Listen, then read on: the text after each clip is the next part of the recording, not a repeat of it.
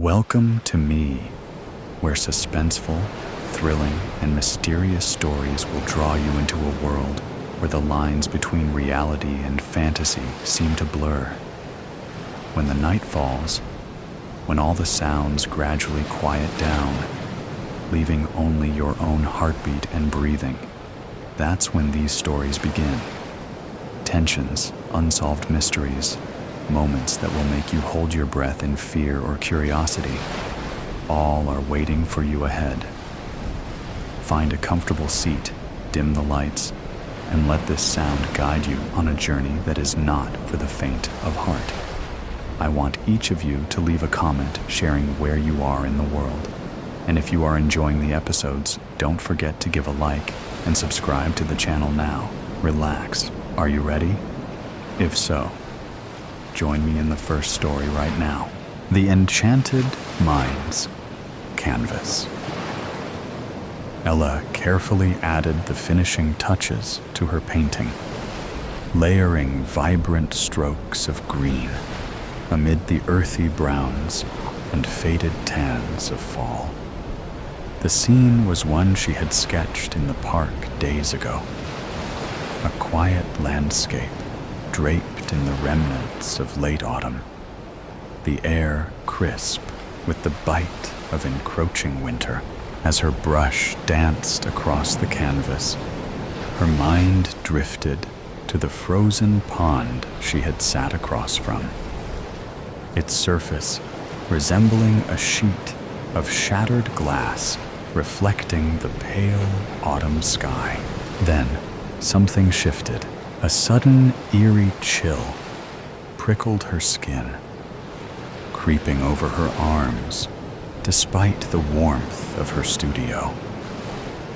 The faint scent of damp earth and decaying leaves filled her nose, so vivid it nearly overwhelmed her senses.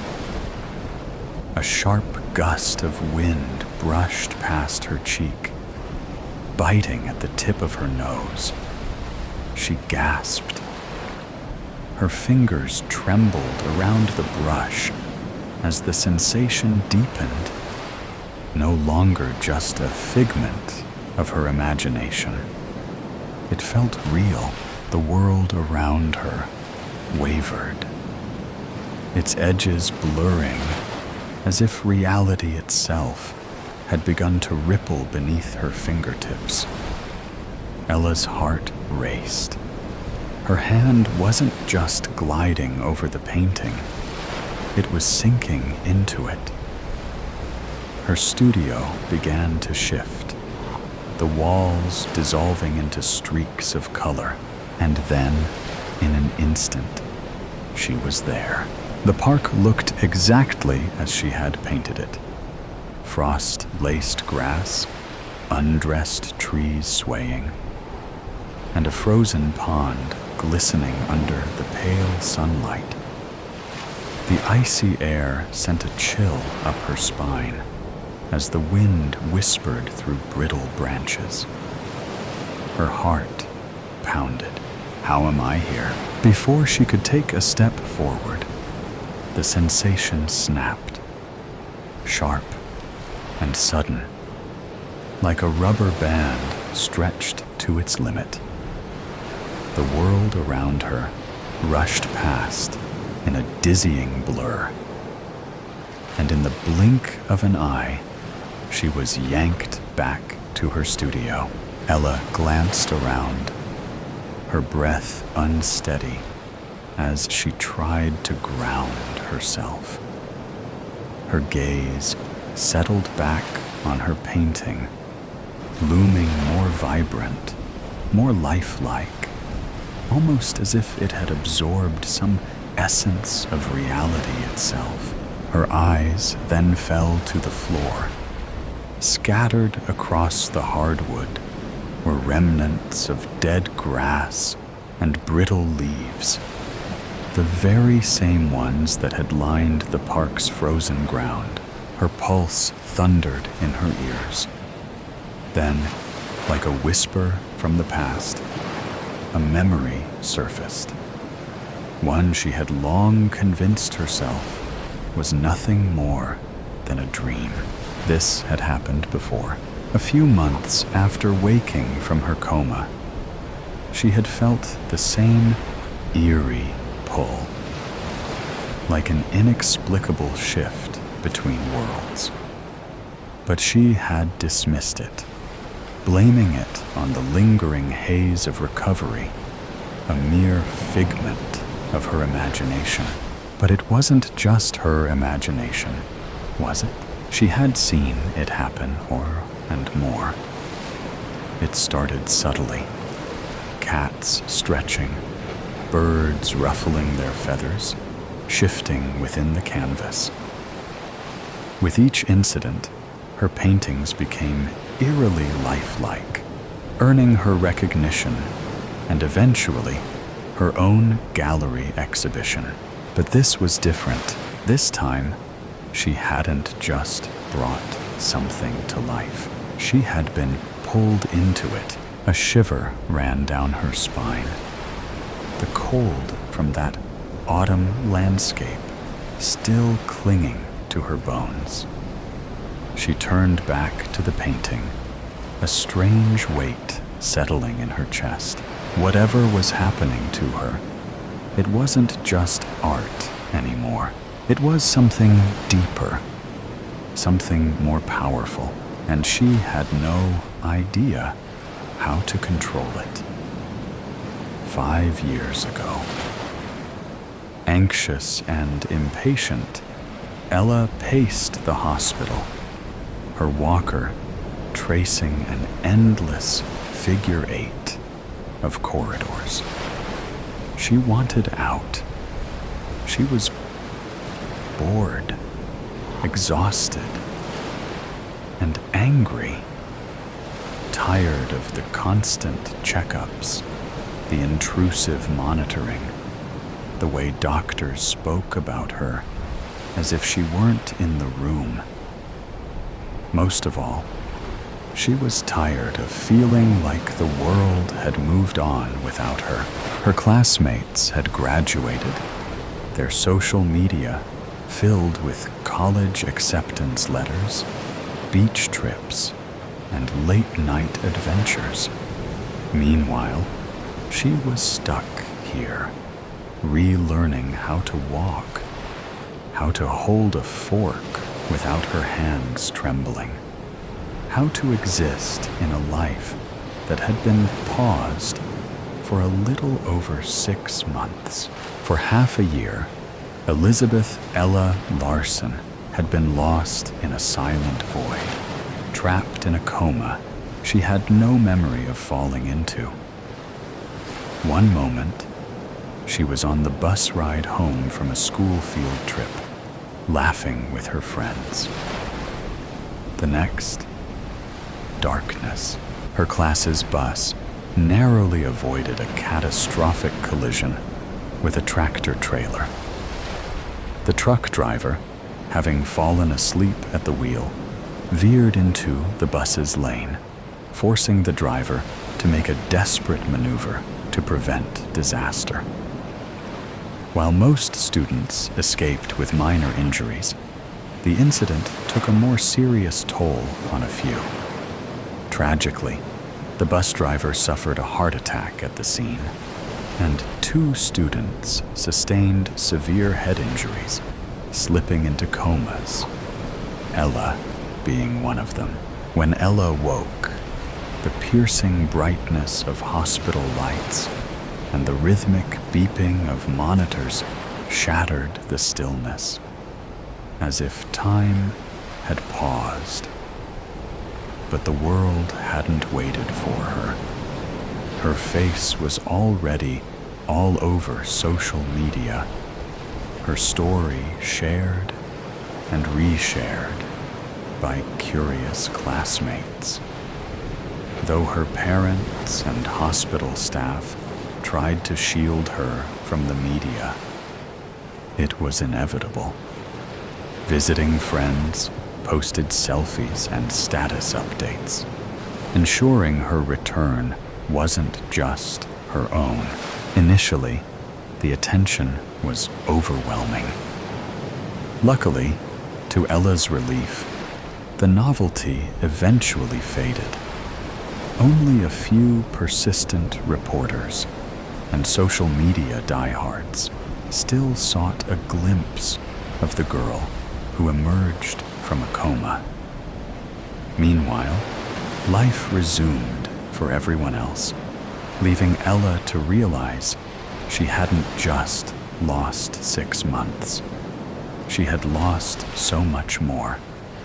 Pep rallies, graduation, and spring break. Before the accident, Ella had been an exceptional artist for her age. She had spent years perfecting her craft, creating paintings so lifelike they seemed to breathe on the canvas. Art was her passion, her escape, and hopefully her future. She had applied to countless schools, dreaming of the day she would walk through the doors of an art academy. But the more she recovered, the more she sensed that something had changed. A strange energy pulsed through her hands, as if the accident had left behind more than just scars. At first, she had brushed the feeling off as nothing more than a lingering effect of her recovery. However, when she finally picked up a pencil again, her art would begin to capture more than just reality. Hoping to lift her spirits, her parents brought her sketchbook. The physical therapist agreed and encouraged her to draw, believing it might restore her fine motor skills quickly. But the first time she tried sketching, her fingers, once so steady, betrayed her. The once effortless strokes turned to jagged, clumsy lines, chicken scratch from a toddler's hand. Frustrated and disheartened, she shoved the sketchbook aside and refused to touch it for days. Then, one afternoon, on impulse, she picked it up again. She began sketching the vase of flowers that sat on her hospital windowsill, a gift from her art teacher. The sunlight caught the delicate curve of a lily petal just right, making it the perfect subject to draw. As she sketched the details, a strange warmth spread through her fingertips. As Ella became completely immersed in her sketch, her mind wholly focused, the air around her began to shift. The scent of fresh lilies began to overwhelm her senses, far more intense than before. Startled, she looked up. Her breath caught. The real flowers had changed.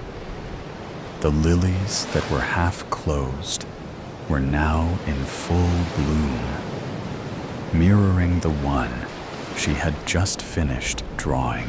Her sketchbook slipped from her hands, landing with a soft thud on the hospital bed.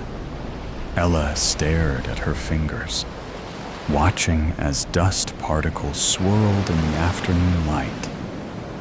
Except they weren't just dust. The air around her shimmered, an iridescent glow clinging to her skin. She blinked, her heart pounding. It had to be a hallucination, a trick of her recovering mind, just a dream, she told herself, while her eyes were still fixated on her hands. Yet deep down, she knew the truth. Something within her had been unlocked, awakened by the sun's warmth, Ella sat up, squinting against the bright light streaming through her bedroom window. Despite the winter chill, the morning sun cast an ironic touch of warmth to the frigid 30-degree day. As she shook off the haze of sleep, the sharp beeping of her alarm clock jolted her fully awake, a nagging reminder of the day ahead. She was scheduled to inspect the gallery rooms in the newly opened art building downtown, ensuring her pieces were displayed exactly as she envisioned. Tomorrow marked her debut exhibition, the moment she had worked toward for years. Excitement and nerves twisted in her chest. It was finally here, and she wasn't about to leave anything to chance. Silencing the alarm, Ella swung her legs over the bed and took a steadying breath. She grabbed the outfit she had picked out the day before, sophisticated yet artistic, the perfect balance. Heading towards the bathroom, she caught a glimpse of her latest work leaning against the wall, a hypnotic twilight scene of Pittsburgh's skyline reflected in the Monongahela River. The river seemed to shimmer, as if a ripple might break across the surface if she stared too long. Nope. Nope. Not today, she muttered, quickly looking away. No incident, especially not tomorrow. But what if it happened again? What if a painted river overflowed, flooding the gallery? Or a sudden gust of wind swept through, touching the viewers? And what if they realized what she could do? She pushed the thought aside, taking a deep breath as she splashed water on her face. She needed to focus on the gallery, on today. No distractions. She'd been careful all week. Still, the memory of being transported to the park unnerved her. Nothing that extreme had happened since, but the occasional ripple of water or a bird nearly lifting off the canvas was enough to make her uneasy. After getting dressed, she made a quick breakfast. Her phone buzzed on the kitchen counter. It was a text from her best friend, Rosalie. Good luck, Ella, and relax. You've got this. See you tomorrow at the show. Ella smiled at the words, even though her stomach was in knots. She typed back, "Thanks. I'll see you tomorrow." Her phone buzzed again almost immediately. This time, the gallery curator. Just a reminder, the final walkthrough is scheduled for 11 a.m. Bring any additional pieces you'd like to include in the collection. The gallery is confident your work will be a hit. Ella inhaled and exhaled slowly. Everything would be fine. She grabbed the two paintings, the one of Pittsburgh reflected in the Monongahela, and another tucked behind it, along with her purse and keys. By the time she arrived at the gallery, her nerves had settled into quiet determination. The venue was stylish and contemporary, with high ceilings and whitewashed walls, perfect for showcasing her work. A gallery handler took the paintings she'd brought, placing them in their designated room, while a marketing assistant guided her through the maze of exhibits. Each piece displayed exactly as she had envisioned, She moved through the gallery, carefully inspecting each painting, occasionally adjusting placements to perfect the flow. Her twilight scene of Pittsburgh's skyline sat front and center, positioned so the lighting captured every reflective detail in the water. But as she stared at the shimmering river, a familiar pull stirred in her chest. No, not now. Not here. She forced herself to look away, focusing on the next piece. A series of landscapes inspired by the city's parks. Under the gallery lights, the colors felt more vibrant, almost alive, as if one could stride in. But as she neared a painting of a dense, forested path, the pull returned, subtle yet unsettling. Her hand trembled as she reached for the wall to steady herself. She couldn't risk it. Not here. Not today. Why was this starting again? Was it because she was tense and anxious, trying to suppress the sensation? She shifted her focus to the gallery curator and marketing assistant, who had been quietly observing her. Forcing a smile, she said, "Everything looks great. I think we're all set for tomorrow. Fantastic. Everything will be perfect. We just need you to review the virtual gallery site and give your approval," the curator said cheerfully. Ella nodded, her thoughts swirling. Tomorrow would be okay. She just had to keep her focus. If she could get through today without any mishaps, then tomorrow, the grand opening, she would be able to maintain control. She just had to make sure nothing came to life from her paintings or whisked anyone away. The next day arrived in a flash. Her art exhibition was set to begin at 1 p.m., and she needed to be at the gallery by 11 a.m. to handle any last-minute details, do a final walkthrough, and prepare for the guests. Last night, after returning home to unwind, she had felt the urge to draw, but she forced herself not to. She needed to rest, to stay focused. She didn't want to tempt the growing power within her. By the time Ella stepped into the gallery, the air was rich with the scent of fresh flowers, the sweetness of wine, and the faint trace of new paint. The space had transformed overnight. Elegant spotlights bathed each painting in a soft glow, making the artwork seem even more alive. Small, stylish benches were arranged throughout the room, inviting visitors to linger.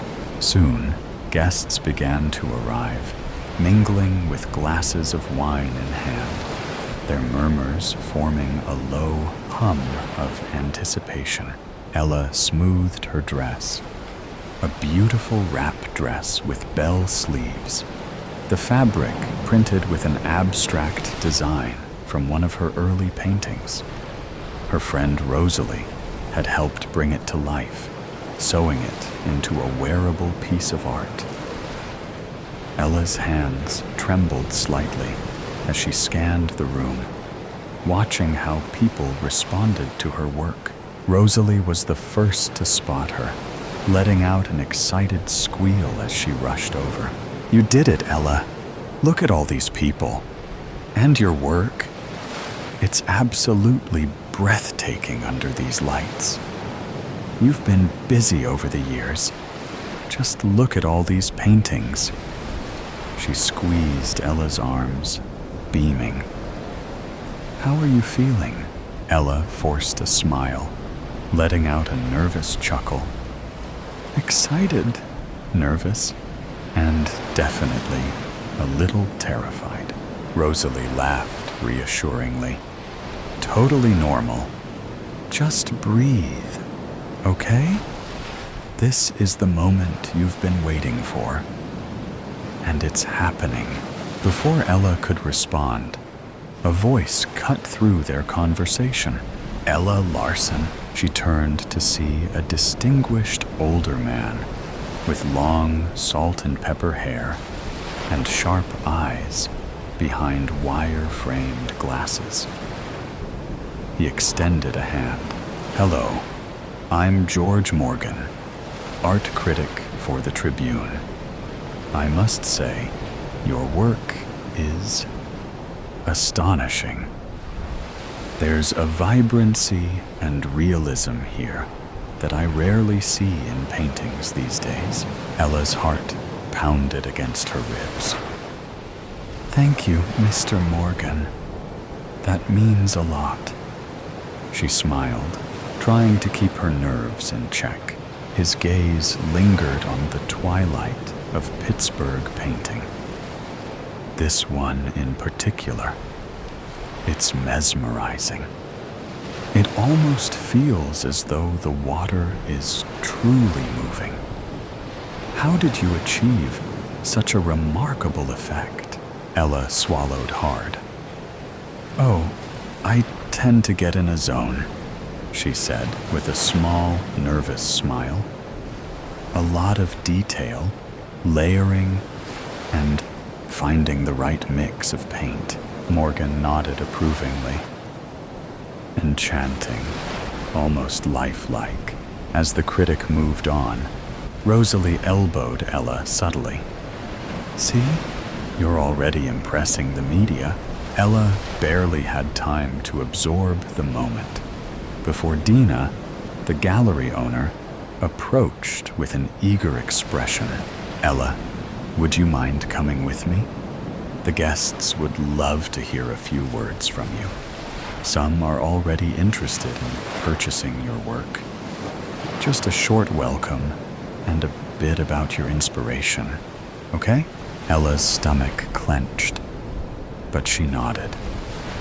This was part of the dream, right? Taking a deep breath, she followed Dina to a small platform at the center of the room.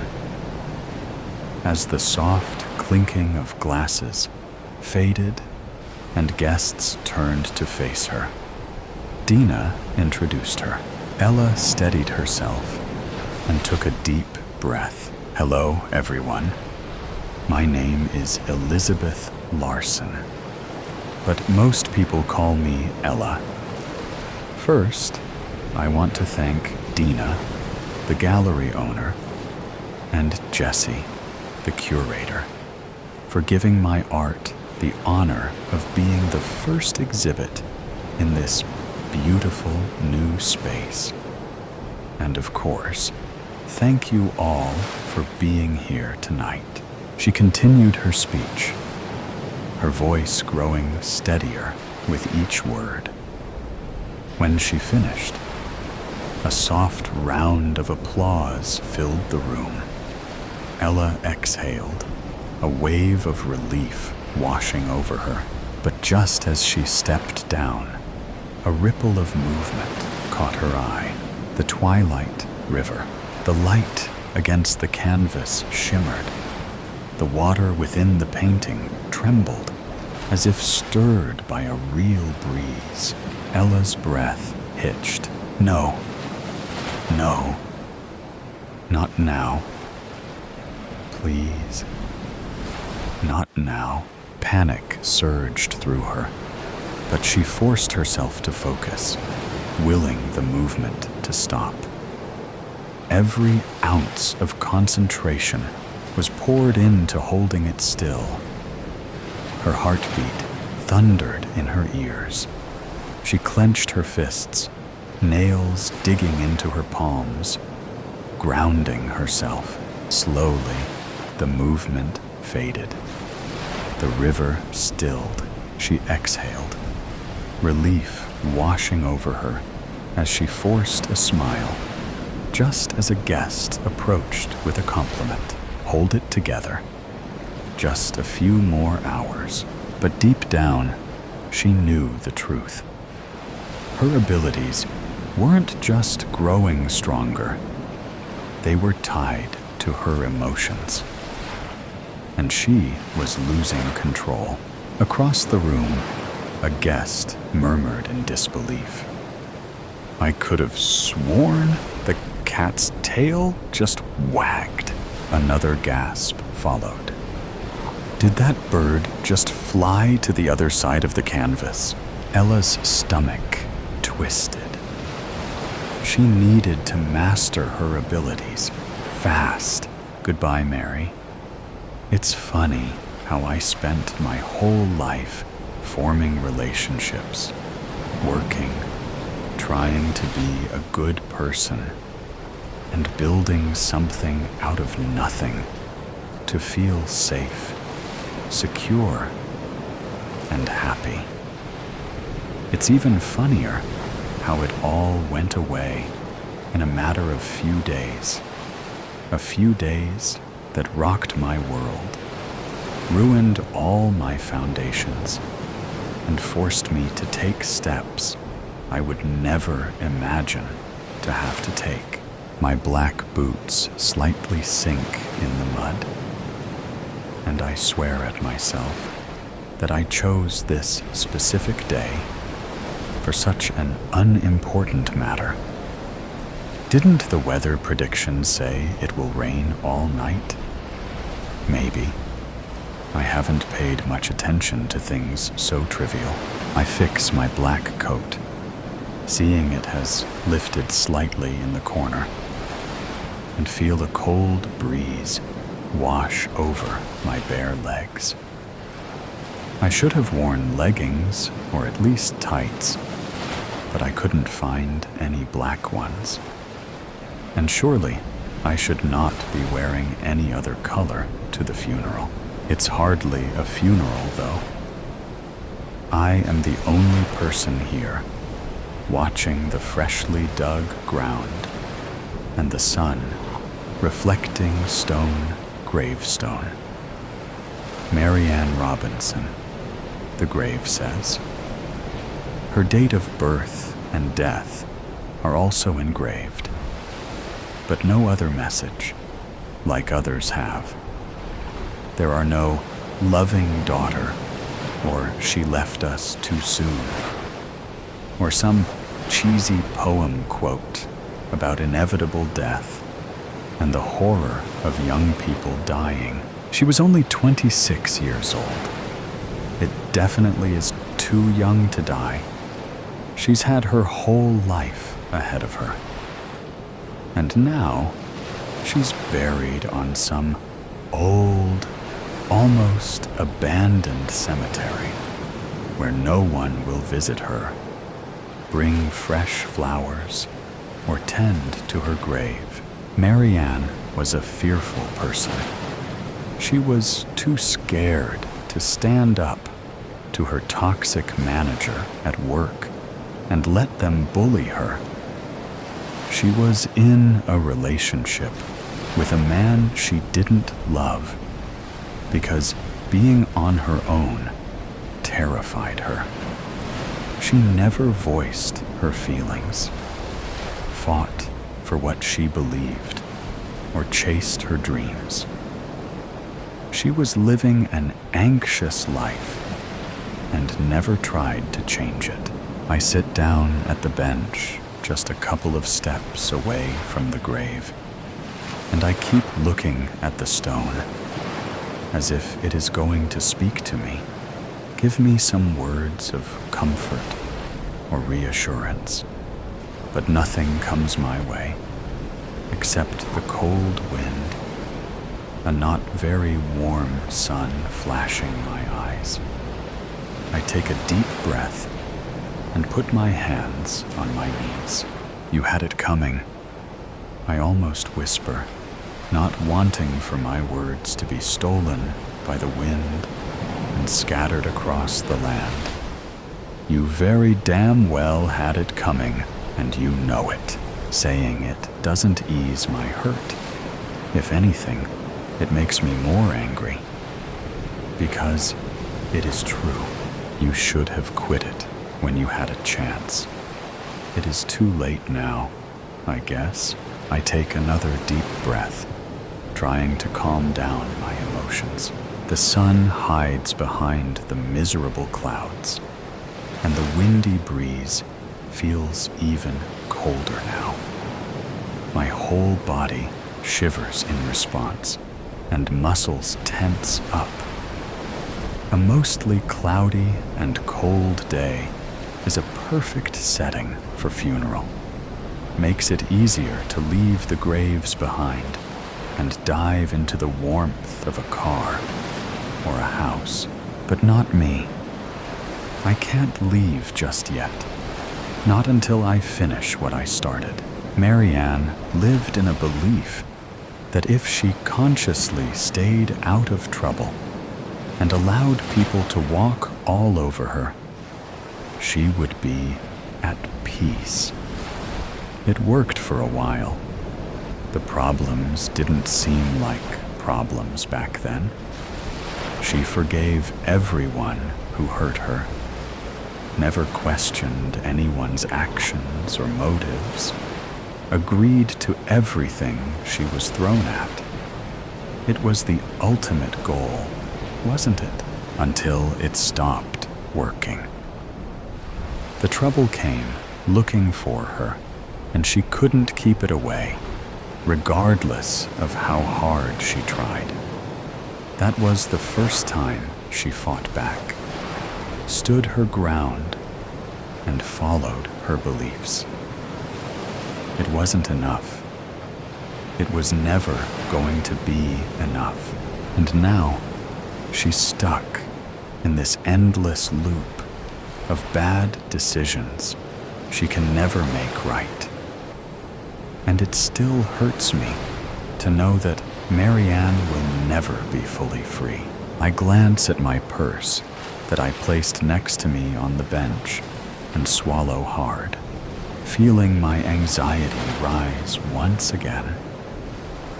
It has to be done. I remind myself, hoping it will bring me some courage. It doesn't, but it was worth a try. It has been a while since that information has been dropped on me, and the steps I need to take been explained. I have had enough time to process and digest everything, yet I'm still worried. It is an incredibly serious situation, and I cannot predict how this will affect me in the future. Yet I have no choice. The worst thing has already happened.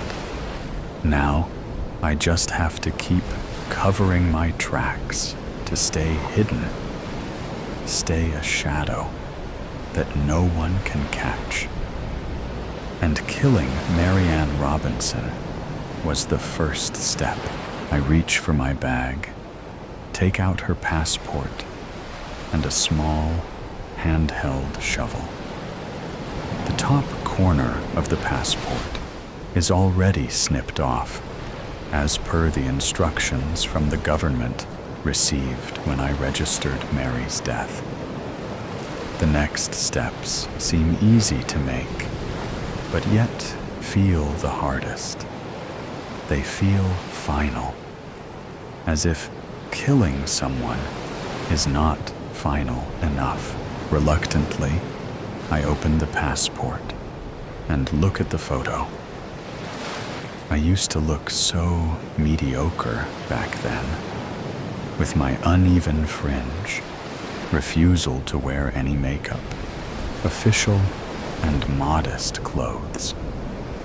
I didn't even smile for that picture. Apparently, it was the rules. I then glance at the name written next to the photo, and I take another deep breath. My passport is still valid for another 2 years. Or it would be, hadn't I cut off the corner.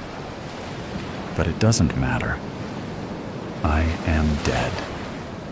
Officially, I had to die. The work I will be doing is dangerous, risky, and very important. All the ties to my previous life had to be cut, and that's why Marianne had to die. For Cassie to be born, I approach the grave and kneel on the grass. With a pounding heart, I dig a foot-deep hole into the fresh ground and gently place the passport there. After filling the hole back up, I stand up and keep staring at my grave. "Goodbye, Mary," I whisper with a single tear rolling down my cheek. I don't wipe it. I allow it to slowly drop on the ground. Venus, buried. The girl in the graveyard is your best friend, so you take her home. The night is a bruise between you, a blotch of rogue in the passenger window, the color of fruit left out to fester. The body pries at her seatbelt, a finger, then two. The radio echoes static. The body shuffles in her seat.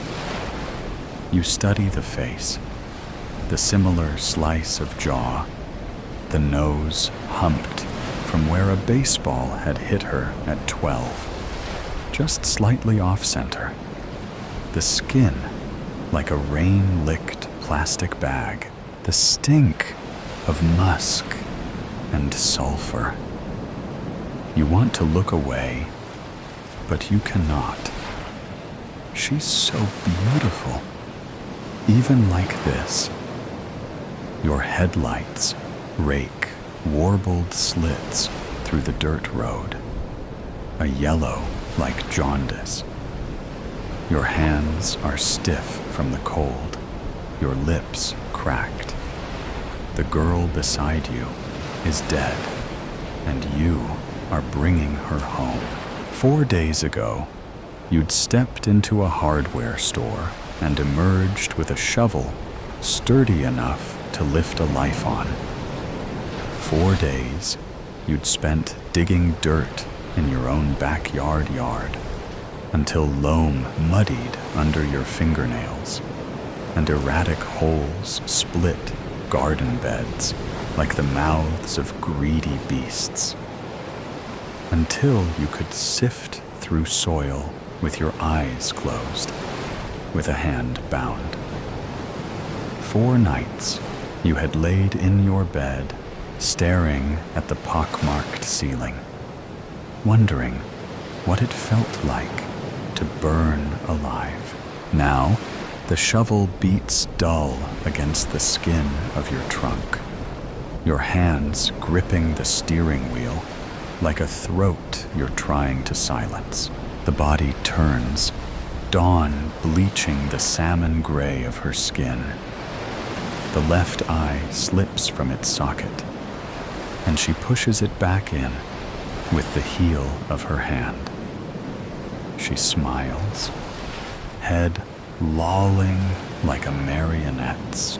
"Sorry, baby." Her voice comes out strained. "I wasn't expecting company. I'm sure you understand." In a sickle of citrus moonlight, Adeline Marcus smiles up at you with shell-pale gums. Adeline Marcus died on the 31st of October and was buried a week later, the date on her gravestone a month shy of her 18th birthday. In the court, the boys would claim it was an accident, that they didn't know she was inside. For better or worse, you believe them. The fingers striking out matchboxes, the beer cans constellating the sidewalk A prank gone too far. The wrong place, the wrong time. It doesn't have to be on purpose. She didn't have to be home. The coroner ruled it suffocation. But all you can imagine is flame like a stiff palm, striking over and over. Adeline had crawled from the mouth of the home on her hands and knees. She was dead by the time she reached the pavement, her Sunday dress singed up to her knees. The dress you knew well enough. Either way, the boys were left with 25 to life, and the Marcas were left with a dead daughter, a ring of ash like chalk on the pavement. You were left with a misplaced guilt, like hunger, a guilt like an Ouroboros, choking on the tail, swallowing the head, eating yourself alive and being unable to stop, even as it consumes you. Because this wasn't the sort of thing that happened to good people. You watch water curl down your shower drain, carrying with it mortuary makeup, kaleidoscopic insects, and jasmine bubbles. Strings of dirt stretched out like sinew. The body's head rests on her knees, vertebrae needling through her back like a line of molars. The electric lights wash her green, dark veins rooted under brittle skin. She turns her face to the shower head and picks at the powdery sediment under her fingernails. The shower floor is a mess of grit. And you think of a child scooping up the sand. You turn the heat up until it scalds and scrub mildew from the base of the shower door. You think, if you can only get everything clean, everything will be all right. She turns her head and looks at you through eyes obscured by glass paneling. She says, "It's not as bad as all that. I don't even think I felt a thing." But she says it through lips the color of spoiled plums, so the sentiment doesn't ring true. You lift threadbare towels from the bottoms of your linen closet. You walk 3 times around your block and return to a corpse sat on your sofa like she has nowhere better to be. There are ants in your sugar bowl.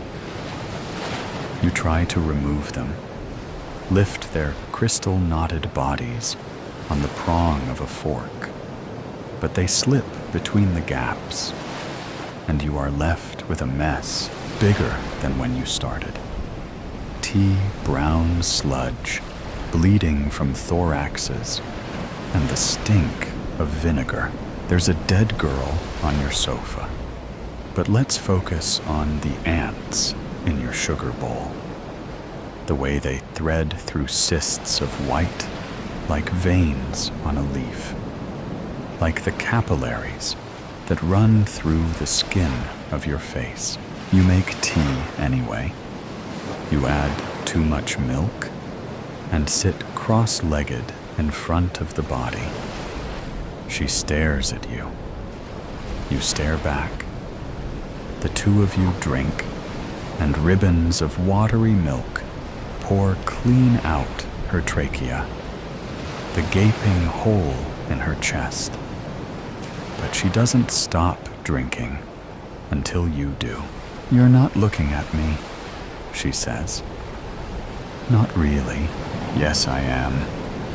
You twist your hands in the shag carpet. "Aren't I now?" "No," she says. "You're not." You leave your teacup on the floor, saucer an iris of yellow, and go upstairs. You take 2 cigarettes from the carton squashed on your father's desk, and then think better of it. Press down with your heel until tobacco dissipates into the tawny carpet. You change your bed sheets twice. Eggshell white. No, gray with peonies. You make a second cup of tea. When you get back to the room, the body is still there. You are looking at her. You are not looking at her. "Do I disgust you?" she says. "No." She shakes her head. Dark hair plastered to her shoulders like reeds. "No more than I always did. You need to sleep." You say, "Baby." She tilts her head to one side. "Sleeping is all I've ever done." The last time you saw Adeline Marcus alive was in the back of a stranger's car, parked on a stranger's street, with the taste of a stranger's tequila fresh between your lips. You were never too built for parties, so the outcome was a pair of girls who looked like they were playing dress-up. Blousy dresses with sleeves like a nun's. Thrift store necklaces noosing your necks. Shoplifted lipstick, which she hid beneath her mattress. More wax than pigment. But in the citrus peel of street lights, in the low trill of distant music, the two of you looked beautiful. She had her legs curled under her and was sitting sideways in the back seat, her hand resting on your knee, and the other palmed against the window, a song on her lips that you couldn't quite place. You were too close, but it was night, and everyone was inside and drunk. And sometimes we all need to feel closer than we should be, to lose ourselves a little. The song melted on her lips, swallowed into the limp press of salvia and booze. And you said something like, "I think I should go home now." And she said something like, "Have another drink." And so you did. You let her pour the liquor into the flimsy mouths of red plastic cups and watched her swallow. She said, "You're so pretty." And you said, "I think you should stop." And she said, "Just let me say that one thing." And you wanted to say, "Stop fucking looking at me like that." And you wanted to say, "I want to crawl inside you and make a life for myself in the city of your mind." And you wanted to say, "Let's just be quiet. Let's just not talk. Let's just not ruin a good thing by telling the truth." Instead, you pushed open the passenger door, stumbled out onto the skin of vein blue sidewalk. "I'm going home now." The body lays with her back to your bed, hands worming in the floral sheets, chestnut hair spilling across her throat, past the ballpoint pen-marred bedposts, over the gray skin of her forehead. You are thinking about the silken mouth of a coffin. You are thinking of how she looked when you pulled her from the rose mouth of heaven. The radiator hums.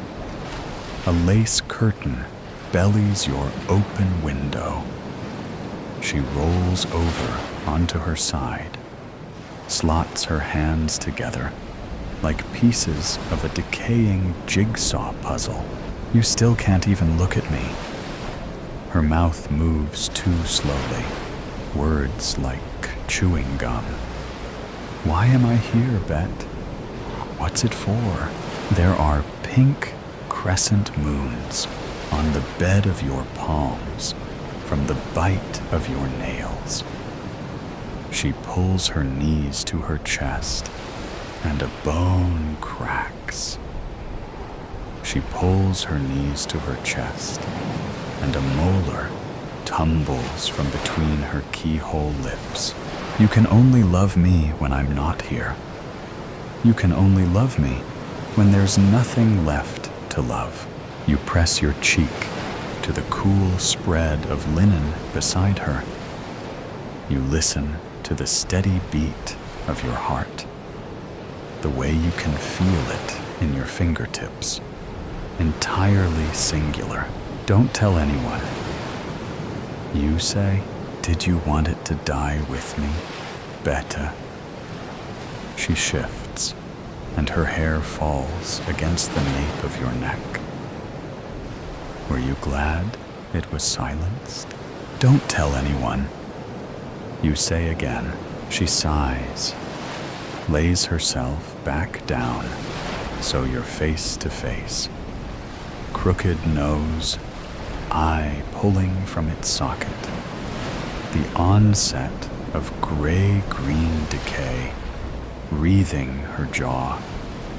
The smell of soil and rot and cicada-heavy nighttime. Who could I tell? She brushes your hand. I'm not really here. And suddenly, you can imagine it is your fists splitting beer cans in two, like overripe fruit. It is your fingers on the matchbox, your fingers striking out. But you both know the house would still be on fire. And you both know you'd leave alone. You take her hand. You put your face in the crook of her neck and beg forgiveness from a ghost, witness to my own funeral. The darkness came first, then awareness. Not the gentle awakening from sleep, but a violent snap into consciousness, like a circuit suddenly completing. I existed, suspended in perfect blackness, my mind racing while my body lay still as carved stone. Something was wrong, terribly wrong. I couldn't move. Yet I wasn't suffocating. Instead, I existed in a state of suspended animation. My consciousness trapped in an immobile shell. Voices filtered through the darkness, muffled at first, then gradually clearer. A somber baritone resonated above me. Russell Mercer was a man of passion and conviction. In his 47 years, he touched many lives with his generosity and spirit. My name, my age, my eulogy. Panic surged through my mind like an electrical storm, but my pulse remained undetectable. I was at my own funeral. The realization crystallized with horrifying clarity. I was presumed dead, yet fully, agonizingly aware. The air around me was heavy with the mingled scents of lilies and formaldehyde. The polished wood of what I now understood to be my coffin felt cold against my back, even through the suit I'd been dressed in. My final suit, chosen without my consent. He leaves behind his loving wife, Margaret, and his daughter, Emily, both of whom he cherished above all else. Margaret. Her face appeared in my mind, soft brown eyes that crinkled at the corners when she smiled, chestnut hair that caught the light, slender fingers that had touched my face just days ago. Or had it been longer? Time had become fluid, unreliable. I strained against my paralysis, willing just one finger to twitch, one eyelid to flutter. Nothing. My body remained a prison of flesh, unresponsive to my desperate commands.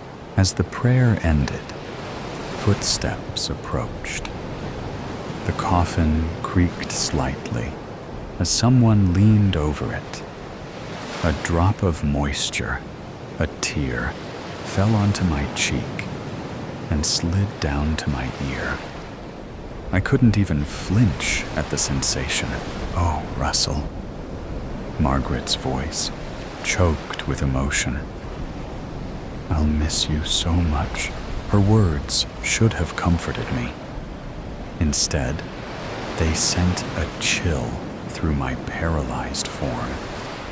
Something in her tone, some subtle note beneath the grief, registered as wrong, like an instrument slightly out of tune, not enough for most to notice, but jarring to those who knew the true sound. Memory flickered like a faltering flame. The night before, what I thought was my death. Margaret bringing me a glass of whiskey, the unusual bitter aftertaste, the creeping numbness that had started in my fingertips and spread inward, my heartbeat slowing, her face watching, not with horror or concern, but with patience. The tranquil passage process is revolutionary, a professional voice explained above me.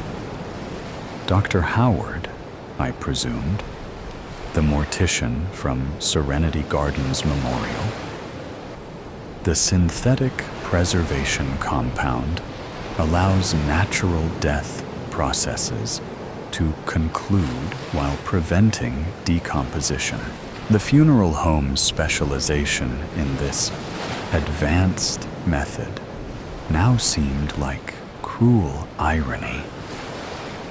I was trapped in the midpoint between mortality and preservation, held in stasis by chemicals that maintained my appearance while my consciousness remained horrifyingly intact. "And you're certain he's gone?" Emily's voice, my daughter, 24 years old, analytical like me, suspicious of convenient truths. Even in my state, pride flickered within me at her questioning tone. Standard protocol requires a 24-hour waiting period before final sealing, Dr. Howard continued. It's mostly tradition, of course. We'll complete the preservation process tomorrow morning, 24 hours. A window of opportunity. That's thoughtful, Margaret remarked, her voice tight.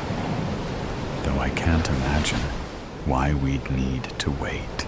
The scent of her perfume, vanilla and amber, drifted over me as she leaned closer to the coffin.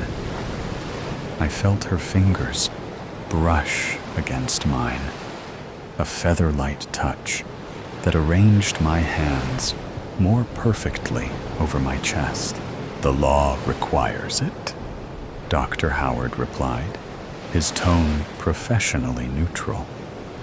State regulations for the tranquil passage method are quite specific. I heard Margaret's slight intake of breath, so subtle that only someone who had shared a bed with her for 15 years would recognize it as frustration. The paralysis from the tetrodotoxin, I was certain now that's what she had used, left me unable even to regulate my awareness. I couldn't sleep, couldn't drift into unconsciousness to escape this nightmare. I could only think, remember, and realize with growing horror what had happened. A door opened. The sound of high heels clicking against the floor grew louder, then stopped beside my coffin. Russell. Margaret's voice, no longer performatively grief-stricken. I need to make sure you understand why this is happening. Her fingertips traced the edge of the coffin, inches from my face. You never truly saw me, did you? Always focused on your own needs, your own desires. 15 years in your shadow, adjusting myself to fit your expectations. Her voice remained quiet, controlled. Did you know I started painting again last year? No, you didn't notice the studio I set up in the garage. Just like you didn't notice when I stopped loving you 3 years ago. Her words sliced through me more effectively than any scalpel. I hadn't noticed. I could have just left, she continued, her voice thoughtful. Divorce is so common, isn't it? But then I'd get half of everything at best. This way? She paused, and I could almost see her smile. This way, I get it all. The house, the investments, the insurance, a fresh start. The funny thing is, she continued, her voice dropping to a near whisper, no one will ever suspect. Your high blood pressure, your family history of heart problems, everyone saw this coming eventually. Just not quite so soon. 24 hours, she murmured. Then it will be over. I'm sorry it has to be this way, Russell, but I've waited long enough for my life to begin. Time distorted in the coffin. Only the subtle changes in ambient sound gave me any sense of time's passage. The paralysis was absolute, yet paradoxically, I felt everything. The slight pressure of the coffin's padded interior, the unnatural stiffness of my starched collar. Most of all, I felt the crushing weight of Margaret's betrayal pressing against my chest more heavily than any physical constraint. The sound of the funeral home's front door opening interrupted my thoughts.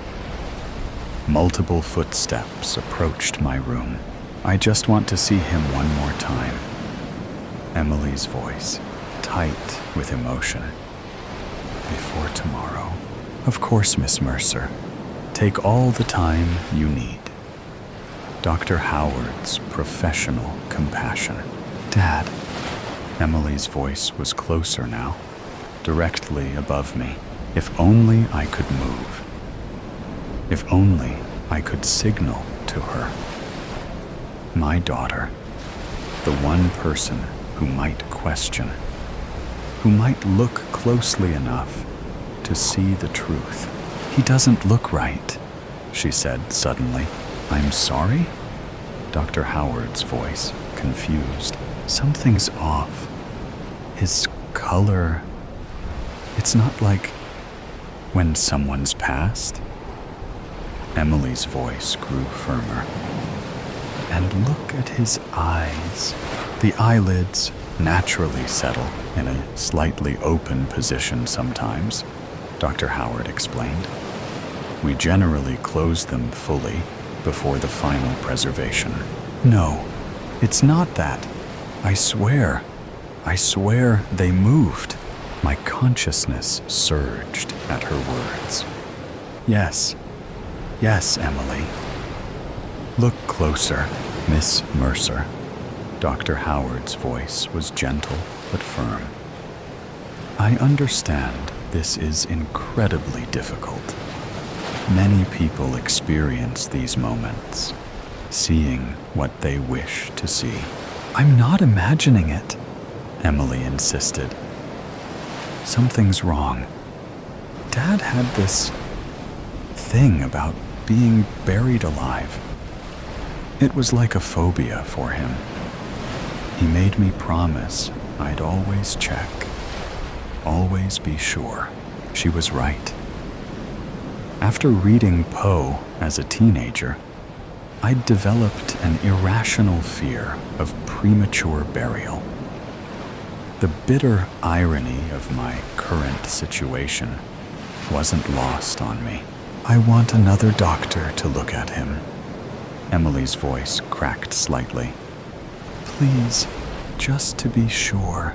That would be unusual, Dr. Howard said carefully, but not impossible.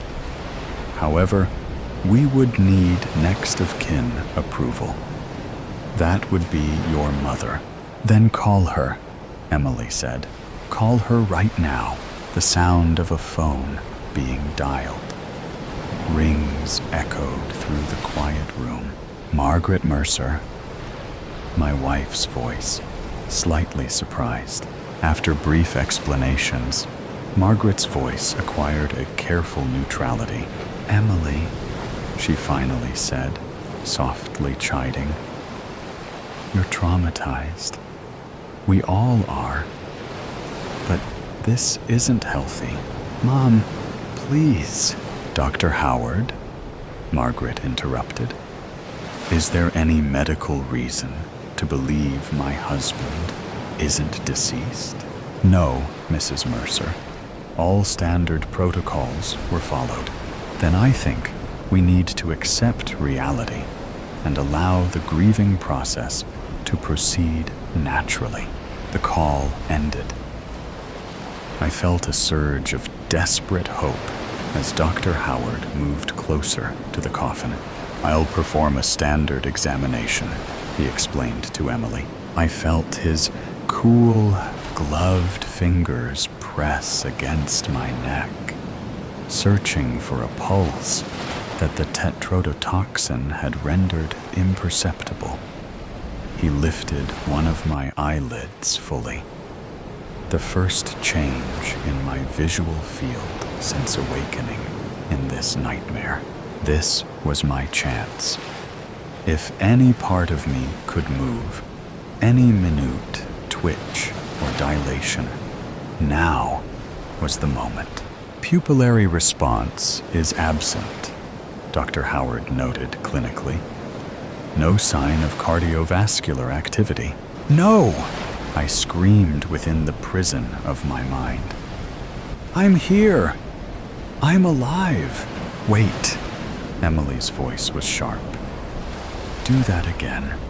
Check his eyes again. Dr. Howard obliged, lifting my eyelid once more. I swear I saw something, Emily insisted. A tiny movement.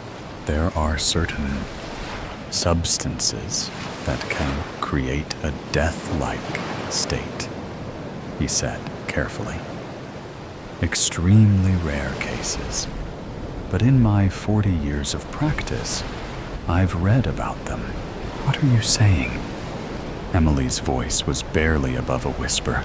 Given your concerns and certain subtle anomalies I'm observing, I believe we should delay the final preservation process until we can conduct more thorough tests, just to be absolutely certain.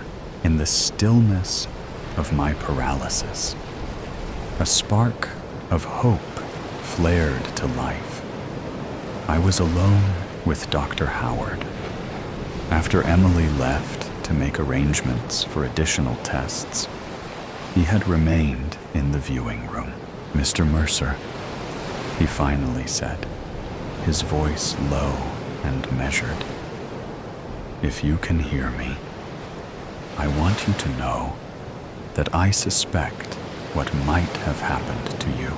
In my younger years, I worked briefly in Haiti," he continued. "I witnessed cases there, substances that could induce states virtually indistinguishable from death. Tetrodotoxin is one such agent." "Yes," my mind screamed. "That's it." The door opened. The familiar sound of Margaret's heels approached. "Dr. Howard," she said, her voice carefully modulated, "I'd like a word." Their footsteps receded, leaving me alone once more. Minutes stretched endlessly until the door opened again. "I appreciate your understanding, Dr. Howard." Margaret's voice had regained its composure. Something in his tone had changed. The certainty, the suspicion from earlier, had been replaced by a strange formality. Dr. Howard's footsteps retreated, and the door closed, leaving me alone with my would-be murderer. "Well," Margaret said, her voice dropping to a whisper, "that was inconvenient. Your dutiful daughter nearly complicated things," she continued. "But fortunately, Dr. Howard is a practical man. When faced with the choice between pursuing an unlikely theory or accepting a generous donation to the funeral home's renovation fund, he made the sensible decision. Cold horror washed over me. She had bought his silence, his complicity. "The tests won't happen," she explained calmly. "Instead, they'll complete the preservation process tonight. A small adjustment to the schedule, that's all." Her perfume, once comforting, now sickening, enveloped me as she leaned closer. "This isn't just about money. This is about freedom. From your expectations. From your subtle control. The truth is, I've besaid for years in our marriage," she said. "Now it's just making official what's been true all along. One of us needed to go. And you always said you'd die for me. Now you get to keep that promise." Time passed. Minutes or hours, I couldn't tell. The door opened again, and multiple sets of footsteps entered. "We'll begin the final preservation now," Dr. Howard's voice announced. "Mrs. Mercer has signed all the necessary authorizations." I felt hands positioning equipment near the coffin, heard the soft hiss of pressurized systems being prepared. "Begin the process," Dr. Howard instructed. I heard a mechanical sound, then the subtle hiss of gas being released into the coffin. The door burst open with a crash. "Stop!" Emily's voice, breathless and commanding. "Stop right now. Miss Mercer, your mother has..." "I don't care what she authorized," Emily interrupted fiercely. "I have a court order. "This is highly unusual," Dr. Howard said, his voice tight. "Judge Harriman is a family friend," Emily explained, "and he takes potential medical malpractice very seriously. This emergency order requires independent verification before any further procedures. And I've brought someone who can help with that," Emily continued. "Dr. Langhorne from County General. She specializes in toxicology." "Dr. Howard," a new female voice greeted coolly. "I understand there's some question about this death certificate. I'd like to perform some tests immediately." I felt the preservation gas being shut off. Hands moved around me, unfastening something near the coffin's edge. "I'm drawing blood for immediate analysis," Dr. Langhorne explained. "And I'm administering a counteragent that will neutralize certain paralytic toxins if present." Something cold entered my veins. The sensation, the first active feeling beyond passive awareness since this nightmare began, was shockingly intense. Hands moved over me, clinical and thorough. Fingers pressed against my neck, lifted my eyelids, checked my reflexes. "Interesting," Dr. Langhorne murmured. "Very interesting." And then, a miracle. The slightest twitch in my index finger, imperceptible to anyone not watching for it, but to me, it was an earthquake, a revolution, a resurrection. "There!" Emily's voice, triumphant. "His finger moved. I saw it." "Indeed," Dr. Langhorne confirmed, her voice calm but urgent. "We need to get him to the hospital immediately. This man is not dead. He's been poisoned with a neurotoxin that mimics death." The room erupted into activity. I felt my body being lifted, transferred, moved with urgent care. "Someone should inform Mrs. Mercer," Dr. Howard suggested, his voice strained. "Oh, don't worry about that," Emily said, her voice carrying a hardness I'd never heard before. "The police are already speaking with her. They were very interested in the contents of her evening tea." "Her tea?" Dr. Langhorne asked. "Yes," Emily replied, and I could hear the grim satisfaction in her voice. "The one containing the same substance that nearly killed my father. The one I've been replacing with harmless herb tea for the past week, ever since I found her research on tetrodotoxin on her laptop." As they wheeled me toward the ambulance, I felt the paralysis receding further. A finger twitch became a hand flexing. An eyelid flickered. My lungs expanded slightly more with each breath. I was coming back from the dead. And Margaret was going to a cell. Justice, like life itself, sometimes hangs by the thinnest of threads. But when that thread holds, resurrection is possible.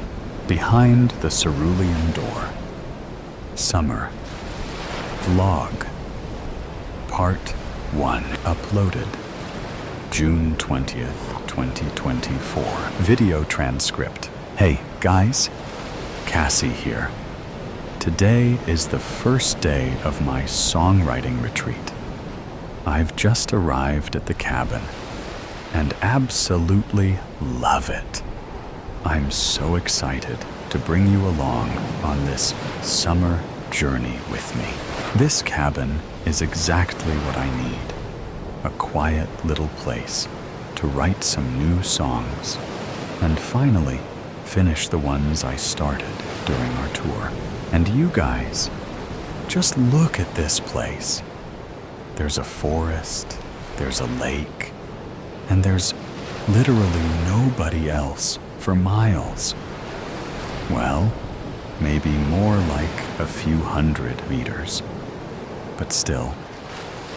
And here's the cabin. Doesn't it look cozy? I mean, sure, on the outside, it's a bit worn down. The landlord said he just inherited it and hasn't had enough time to fix it up.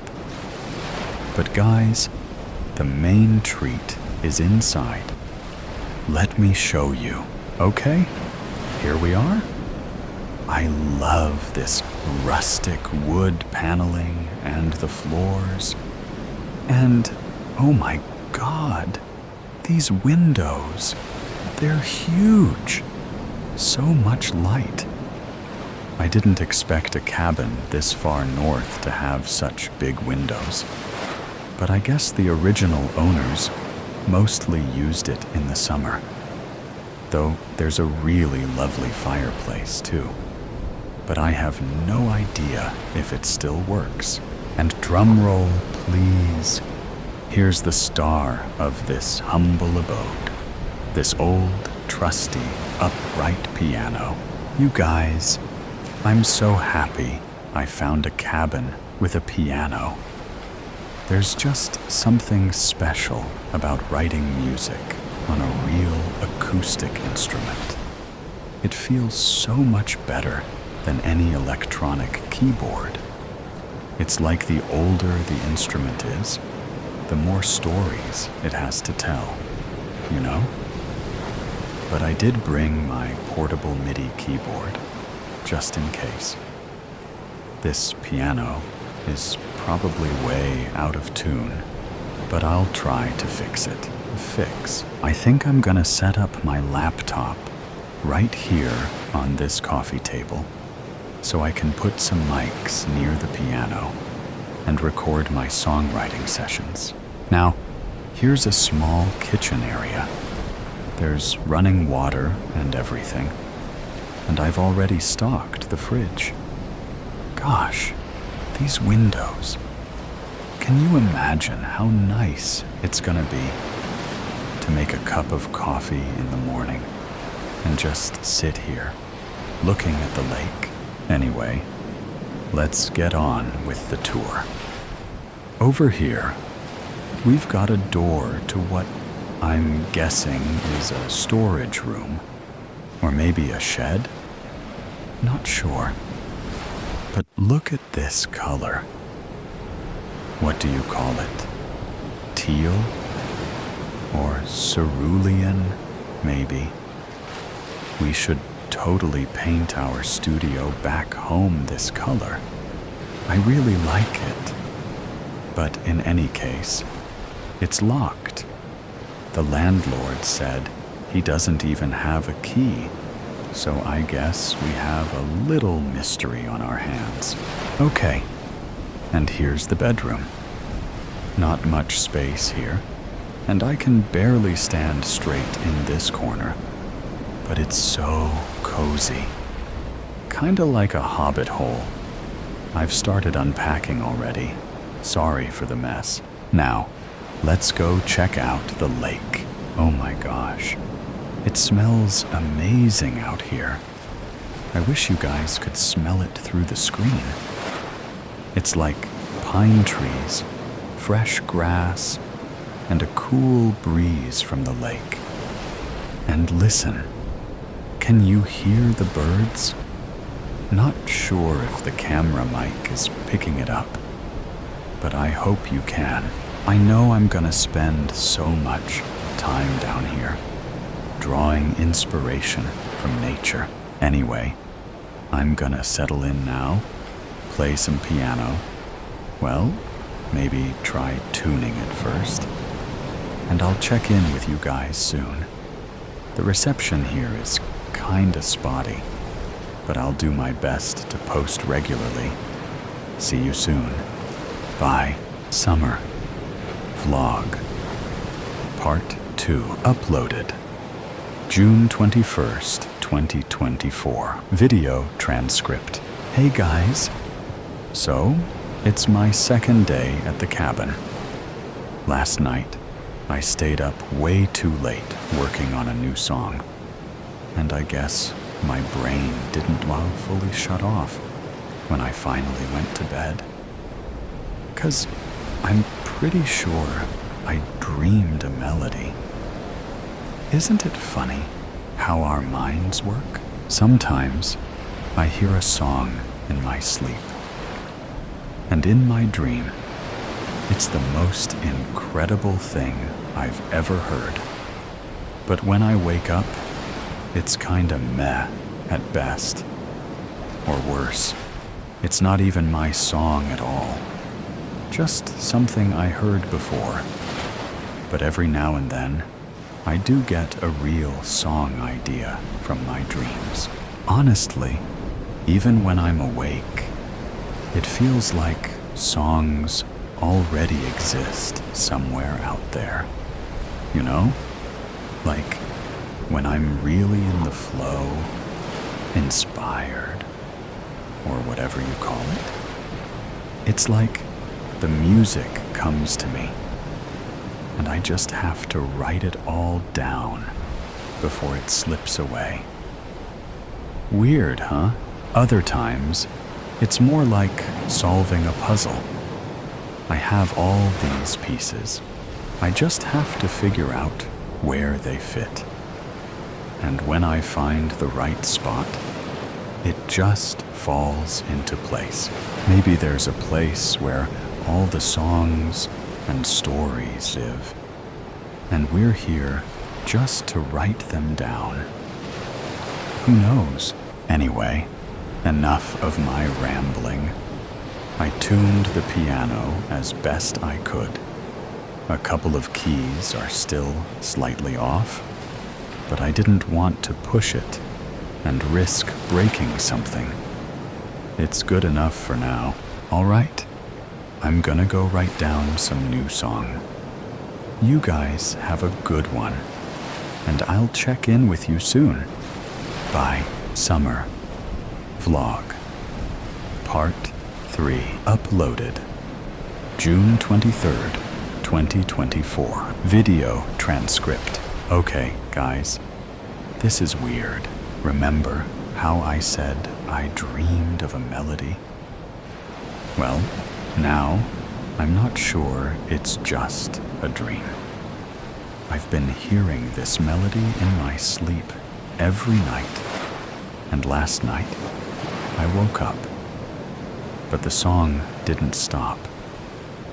I still could hear somebody or something humming it. It was really soft, but it was definitely there. I tried recording it, but my mic didn't pick up anything. Just background noise. I swear, I'm not making this up.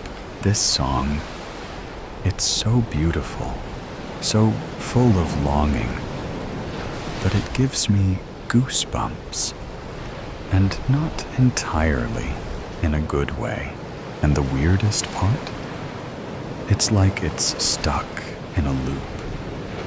It just ends abruptly and starts over.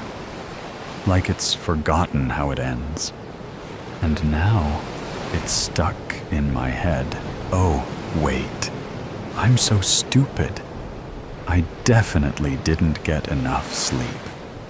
Here, let me sing it for you. Then, now you see what I mean, right? It's like it's missing its ending. Anyway, maybe it's just my brain doing weird musician stuff. I'm gonna go explore the woods now and try to clear my head and then focus on my own songs. Let me know what you think in the comments. See you soon. by Summer. Vlog. Part 4 uploaded June 25th, 2024. Video transcript. Hey guys, sorry for this shaky, on-the-go vlog, but I just found out something, and I have to share it with you. So, today, I went into town to get some supplies, and I ended up chatting with this old guy at the shop. When I mentioned I was staying at the lakeside cabin, his whole face changed. Like, he actually looked disturbed. He told me that about 30 years ago, another musician rented the same cabin. He thinks his name was Daniel or David, something like that. And he just vanished. I have to find out more about this missing musician. I'm gonna hit the local library tomorrow and see what I can dig up. Oh, and before I forget, no, I did not distort the audio in the last vlog on purpose. I didn't even realize the part where I sang the melody got corrupted. I tried recording it again later, but when I played it back, all I got was this weird, distorted static. And after the third try, the electricity actually went out. Maybe the song wants me to finish it first. Or maybe it's just so old school that it only wants to exist in analog. Either way, for now, I'll just have to stick to good old pen and paper. All right, I'll keep you posted. Bye, Summer. Vlog, Part 5, uploaded June 26th, 2024. Video transcript. Hey, guys, I have an update on the missing musician mystery. So, of course, I tried Googling it first, but without a full name, I didn't get very far. But today, I went to the town library, and I actually found an article in a local newspaper from 1994. Here, I made a copy. There's not much information here, but at least it confirms that a musician really did go missing. His name was Daniel Hart, and he disappeared in July 1994. From what I can tell, the police didn't search for him too hard, since he was a touring musician and wasn't from around here. They figured he just moved on. But here's the weird part. The article says that all his belongings were left at the cabin, including his guitar. Now, show me a musician who would willingly leave their instrument behind. I also talked to the librarian, this super stern elderly lady, and she actually remembers Daniel. He came by a few times to research local history and culture. She told me he always seemed to have his head in the clouds, and I think when I was leaving, the lady mumbled something like musician's curse, but I'm not totally sure. Not creepy at all, right? Now, about the melody, I transcribed it into sheet music and have been working on the ending. I've been writing down every option I come up with, but nothing fits yet. But there's something wrong with my notes. I don't think I wrote some of these variations in my notebook. I remember the versions I had in my head, but on the page, they're different. I don't know. Maybe I screwed up and made a bunch of mistakes when I wrote them down. Or maybe I'm just going crazy, like some of you suggested in the comments. It looks like my handwriting, but it's hard to tell with just the do and lines in the notation. And these cadences feel more than just incompatible with the main melody. They feel wrong, almost sinister. Honestly, the fact that I don't remember composing them freaks me out even more than Daniel's connection to the cabin. Summer Vlog, Part 6, uploaded June 28th, 2024. Video transcript. Guys, look. I just noticed this page sticking out from under the locked door. I swear it wasn't there before. Let's see. Oh, wow. It's the song. But, there are a couple more bars added at the end. It looks old. And the handwriting isn't mine. Do you think it's Daniel's? Jeez, how is that even possible? And why did this page suddenly appear now?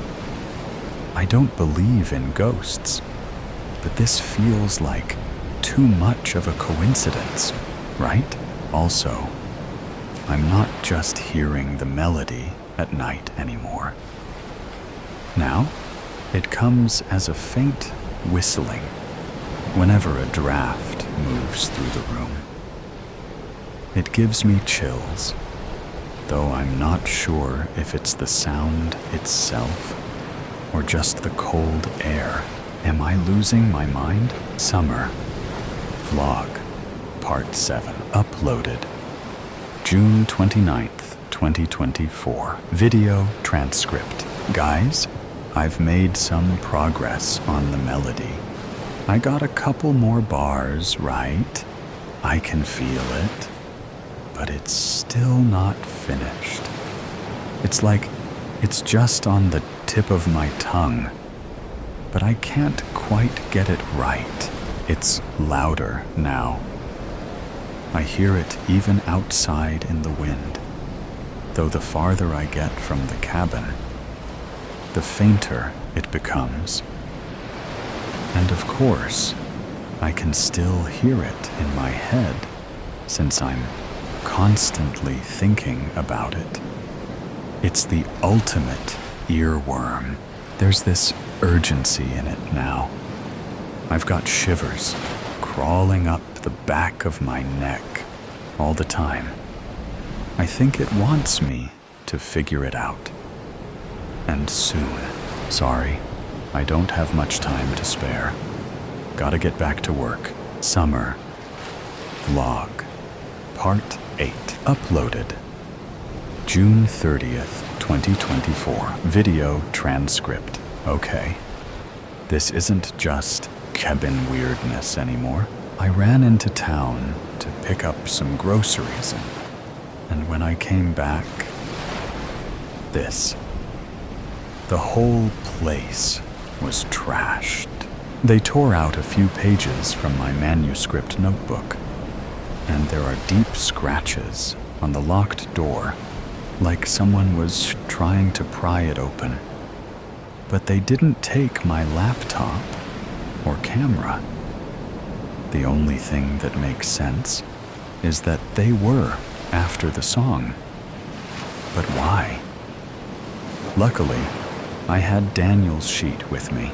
I know the rational thing would be to pack up and get out of here immediately. But I don't think I can. I need to finish this song. I've always felt like it was important, and now I know it is. I think I'm getting closer to figuring out the right ending. The melody is clearer now, and sometimes, out of the corner of my eye, I swear I see it. This pale blue ribbon of light flowing around me. SVN News Report, July 1st, 2024. Forest fire near Songvale Lake. A fast-moving wildfire broke out overnight near Songvale Lake, with fire crews working since early this morning to contain the spread before it reaches nearby homes and hiking trails. Authorities believe the fire may have originated at a lakeside cabin, possibly due to faulty wiring in the aging structure. At this time, there is no confirmed information about potential victims. Evacuation warnings have been issued for several properties along the eastern edge of Songvale Lake, and officials are urging residents to stay alert and be prepared to leave if conditions worsen. SVN News Report, July 2nd, 2024. Missing musician. Last seen near Songvale Lake. Authorities are searching for Cassie Reed, a 29-year-old musician who was last seen in the town of Ridgepoint, just a few miles from Songvale Lake, the day before a fast-moving wildfire broke out in the area. According to local authorities, Reed was reported missing by her manager after she failed to show up for a scheduled video call yesterday. She had been renting a lakeside cabin near the fire's suspected point of origin. Reed was last seen on June 30th at a small grocery store in Ridgepoint. Witnesses say she appeared distracted and was acting strangely. Authorities have not confirmed whether Reed was inside the cabin when the fire started. Officials are urging anyone with information about Cassie's whereabouts to come forward. Meanwhile, her fans have taken to social media, using the hashtag #FindCassie to share updates and express their concern. Summer Vlog. I'm Alive. Uploaded July 8th, 2024. Video transcript. Hey guys, Cassie here. I know many of you have been worried, but I'm okay. I had to go dark for a while. Someone, or something, set fire to the cabin, and they still might be after me. And the melody. I know some of you already thought I was crazy. Now, you'll be sure of it. But hear me out. I believe the song saved me. I found the right ending. I know the whole song now. It happened just a couple of hours before the fire. The moment I played the melody from start to finish, I heard a creak. The cerulean door opened. Inside, there was a room filled with old instruments, flutes, violins. I think I even saw Daniel's guitar. And there were cassette tapes, too. There were many more musicians before me or Daniel.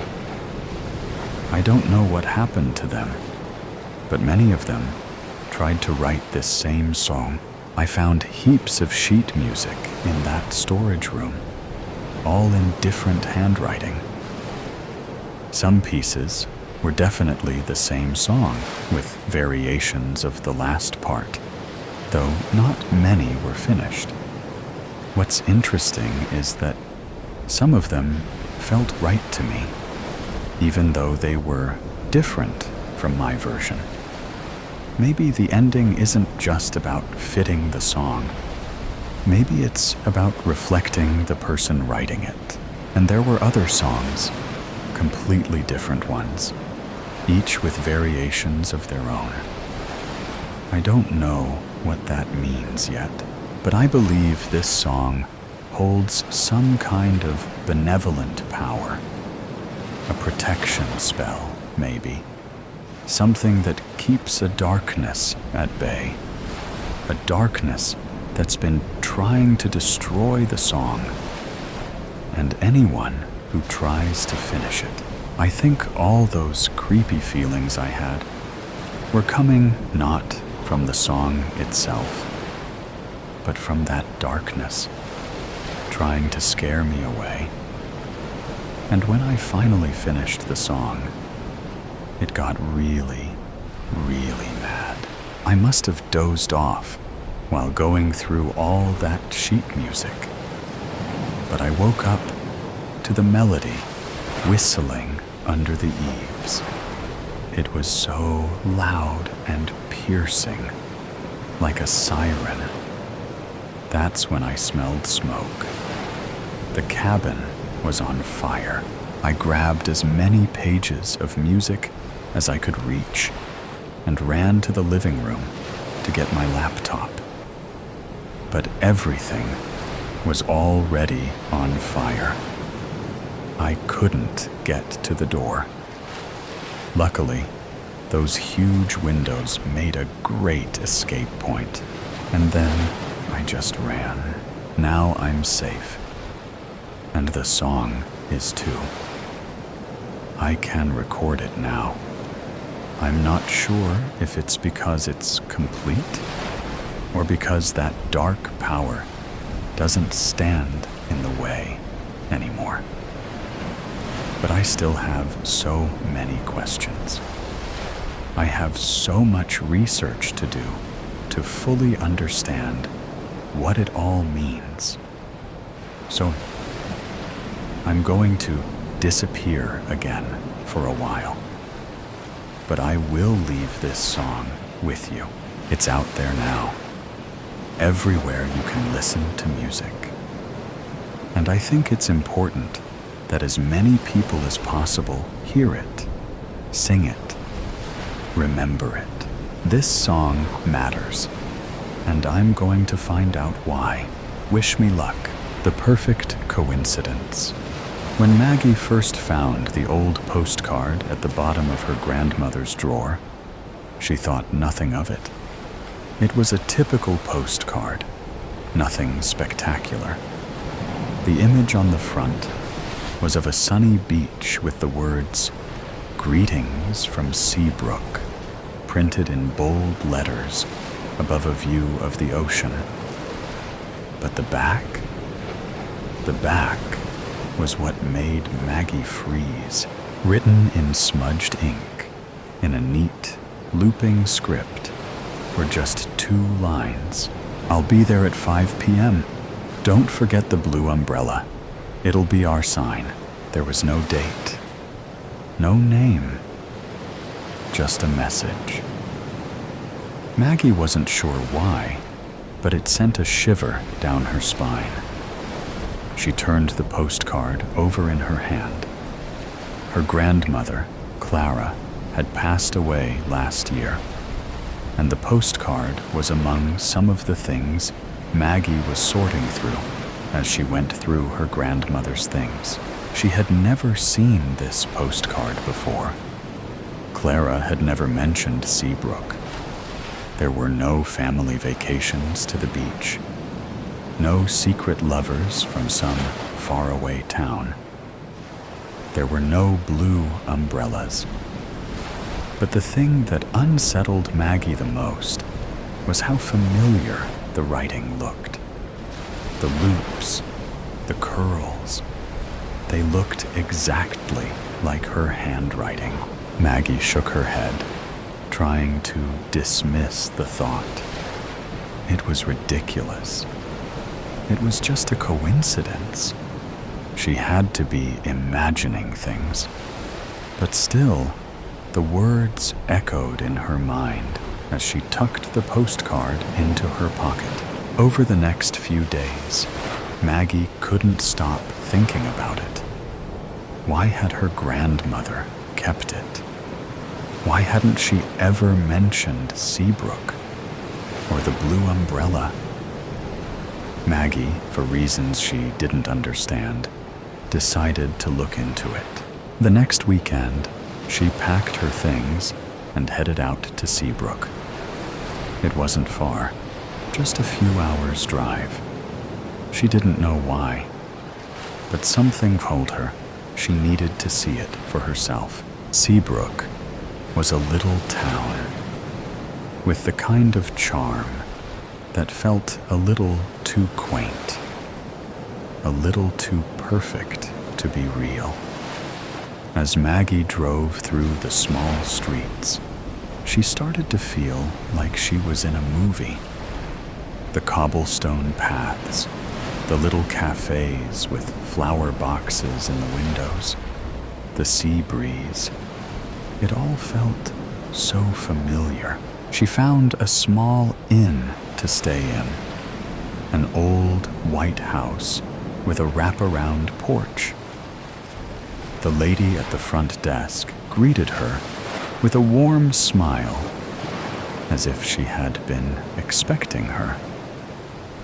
"First time in Seabrook?" she asked. Maggie nodded. "Yes, just for the weekend." "You'll love it here," the lady said. "The best spot is down by the beach. If you're looking for something to do, the pier's just a short walk.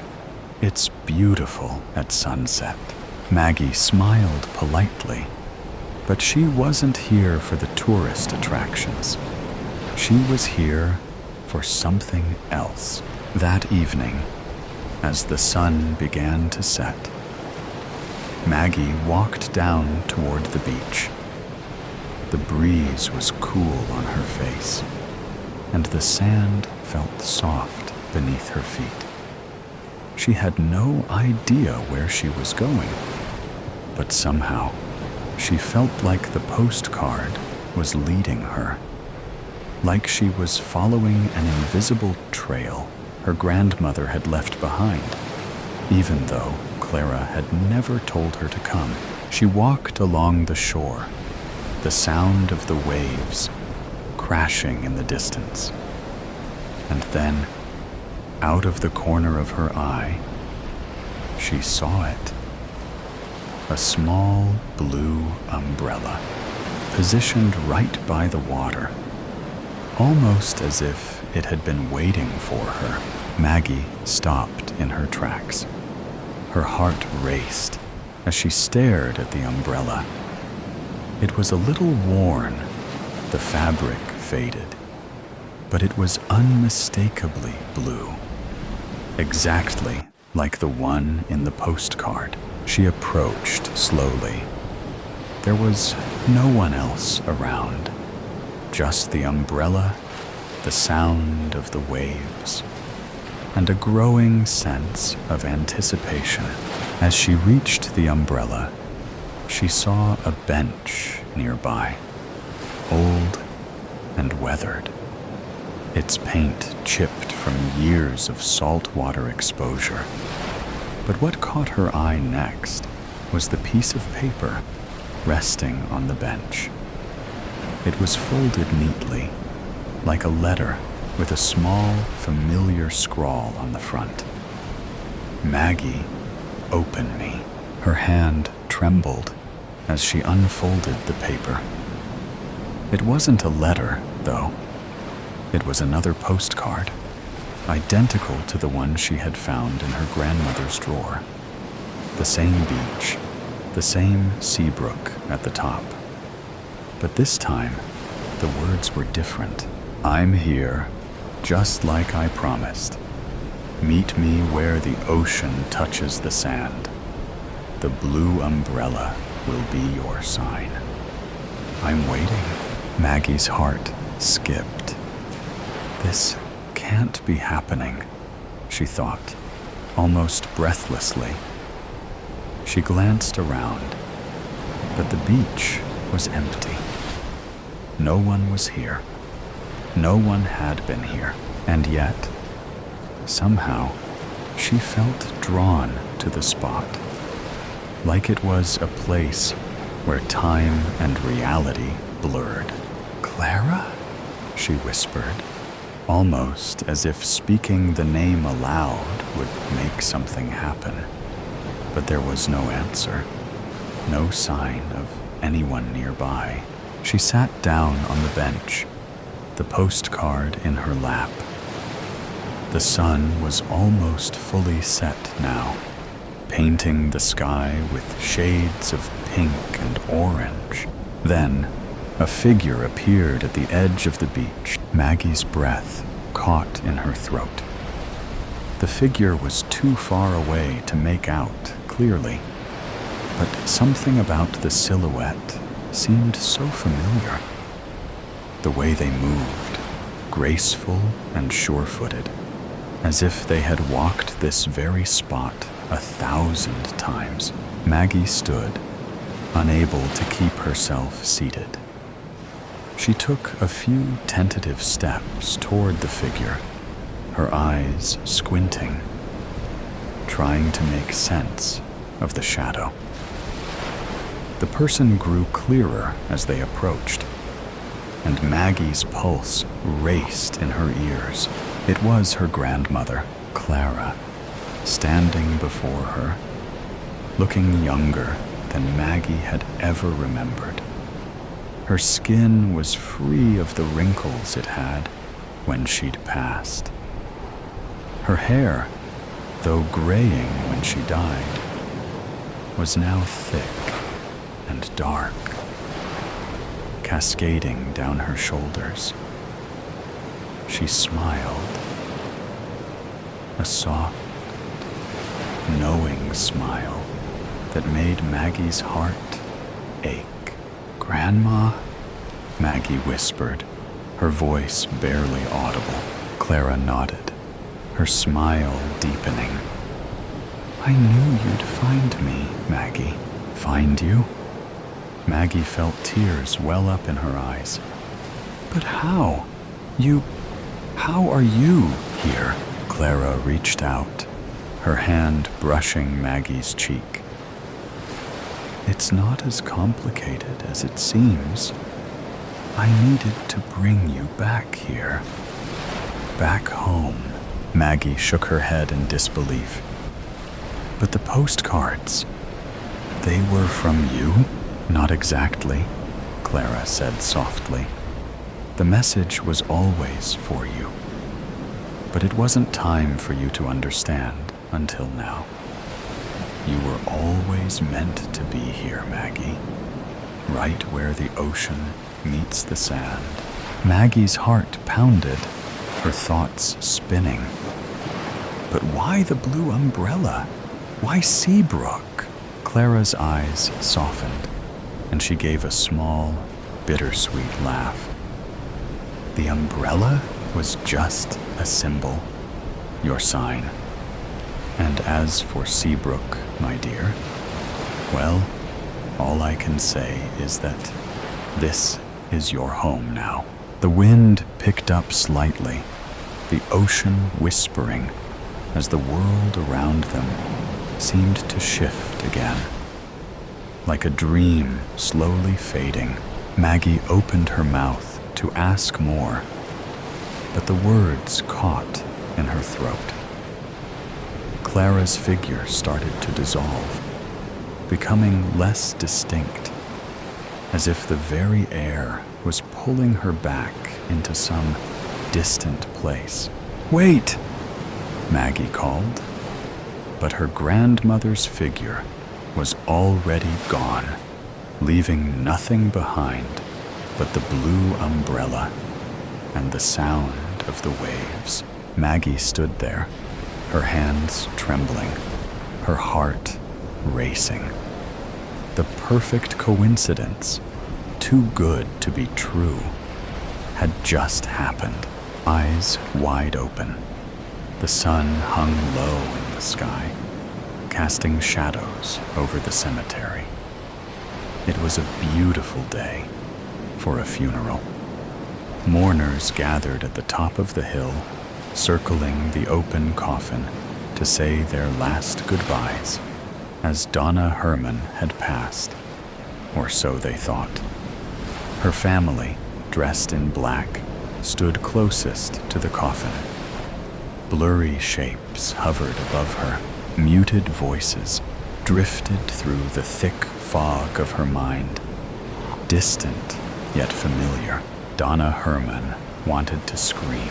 She could see them, her children, her grandchildren, her so-called loved ones, standing around her, dressed in black, murmuring their final goodbyes.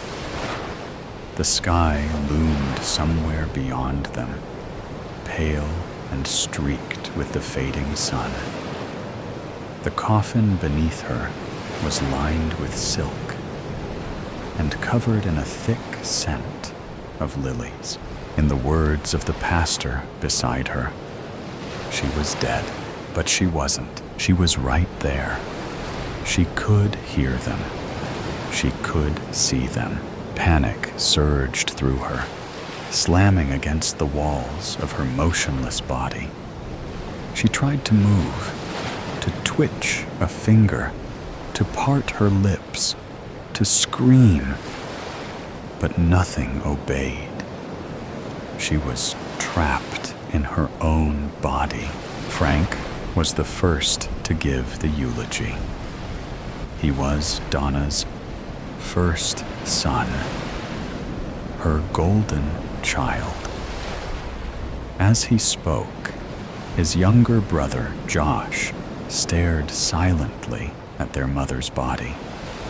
Even in death, the old woman refused to rest. He remembered the doctor's remark that no matter what they tried, his mother's eyes wouldn't shut. They had asked him if he wanted to sew them shut, but he couldn't bring himself to do it, and neither could his elder brother or younger sister. "Are you Joshua Herman?" Josh blinked, snapping out of his thoughts and turning to the source of the voice on his left. "Oh, just Josh, sir," he said, clearing his throat. Two men in black suits stood before him, wearing sunglasses and carrying an aura of authority. The one on the left spoke first. "Nice to meet you, Josh. I'm Detective Foreman, and this is my partner, Detective Davis," he said, extending a hand. Josh shook it. "Thanks for coming out here. I didn't know what else to do." "You did the right thing by calling the police," said Detective Davis. "We'll investigate this matter thoroughly." Josh offered them an awkward nod as he noticed his brother's speech was about to come to an end. "I'll speak with you after the funeral," he said, before walking up to the podium to give his own speech. The detectives stuck around, speaking to everyone who seemed like a person of interest. "She was like a mother to me," cried Cheryl Herman, Frank Herman's wife. She clutched tightly to her tissues, crocodile tears sliding endlessly down her cheeks. Her husband comforted her by rubbing her shoulder, but he too was too distraught to be questioned properly. Josh's wife, Celia Herman, had a lot to say about the entire family. She grumbled about how much Josh had suffered due to his and his mother's disagreements over his marriage. "We haven't been over in a while," she muttered. "I only know that Frank and Millie were the ones in charge of her care after we left the house." "Can you tell us more about Frank and Millie?" Detective Davis asked. "Sure thing," Celia said. She turned to the boy sitting on her lap. "Won't you go to Daddy now? His speech is about to end." She ushered away what looked to be a 5-year-old boy, the spitting image of Josh Herman. Once he was gone, she reached into her purse, pulling out a cigarette and lighting it. "What would you like to know?" she said, blowing out a cloud of smoke. Detective Foreman coughed. Anything you could tell us that you think is relevant will do, he said, waving the smoke away from his face. Celia took a long drag before she spoke. Frank is the golden child, you know. He can do no wrong in that old bag's eyes. Even though Josh has been the one keeping the business afloat, Frank has always gotten all of the credit. And Millie, she exhaled slowly, tapping the ashes off the side of her chair. Well, Millie's got her own issues. Dating a scumbag like Cameron. What was your and your husband's relationship like with the deceased before she passed? Detective Davis asked. Celia sighed and pressed the cigarette into the armrest beside her. I haven't spoken to that woman or set foot in her house since she called me a gold-digging whore the day I gave birth to Gabe, she said bitterly. Josh always tried to keep the peace, though. He spoke to her as often as a son should. Detective Davis nodded, jotting down notes. Right. Thank you, Mrs. Herman. We'll contact you if we have any further questions. He exchanged a few quiet words with his partner, and the two detectives split off into the crowd. Detective Foreman found Cameron lingering near the back of the gathering, hands shoved into his pockets, rocking slightly on his heels. Unlike the rest of the family, he didn't appear grief-stricken. If anything, he looked bored. Cameron, right? Foreman asked, pulling out his notebook. Yeah. Cameron barely glanced at him. How long have you been with Millie Herman? A couple of years? Nothing serious. Cameron shrugged. Look, man, I don't know what you expect me to say. The old bag hated me. Wouldn't even let me within 10 feet of the mansion. Foreman raised a brow. Why didn't she like you? I'm a DJ, Cameron said flatly. You think Donna Herman would have wanted her goody two-shoes daughter with someone like me? He flicked his gaze toward the casket, his lip curling slightly. Not that it matters now. At the same time, Detective Davis approached two well-dressed men standing slightly apart from the family. Julio Hernandez, a longtime business associate of Donna's, and Ben Handover, her lawyer. Mr. Hernandez, Mr. Handover, Davis greeted. Mind if I ask you a few questions? Julio adjusted his cufflinks. Of course, Detective, though I don't know what else to say. Donna's death was unexpected. Ben let out a sigh. Truly unexpected. There was still so much to be done before he stopped himself. Davis caught the hesitation, his grip tightening on his notepad. Before what? Ben hesitated, lowering his voice. Before she finalized the changes to her will. Davis's brow lifted. What changes? She mentioned wanting to reassess her assets and how they would be distributed. But she fell into a coma before anything was made official. Julio cut in smoothly. Donna was very careful with her affairs. It's a shame she never got the chance to put her final wishes into writing. Davis absorbed the information. A sudden death right before a change to a will? That was a clear motive for murder. But who in the Herman family would have wanted Donna gone before she could make those changes? His gaze shifted to the nearby staff. Anne, Donna's longtime maid, stood with red-rimmed eyes, clutching a handkerchief. Beside her, Carlos, the butler, remained stoic, his expression unreadable. Davis approached them. "Did either of you notice anything unusual in the days leading up to Mrs. Herman's passing?" Anne sniffled. She was in a coma, but she was showing signs of improvement. I never thought."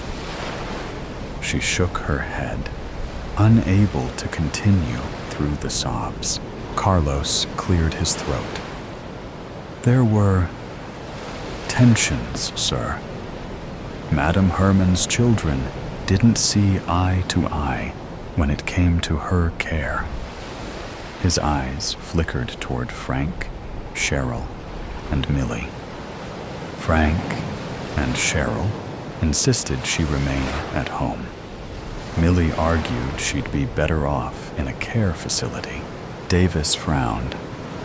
Cheryl was involved in Donna's care?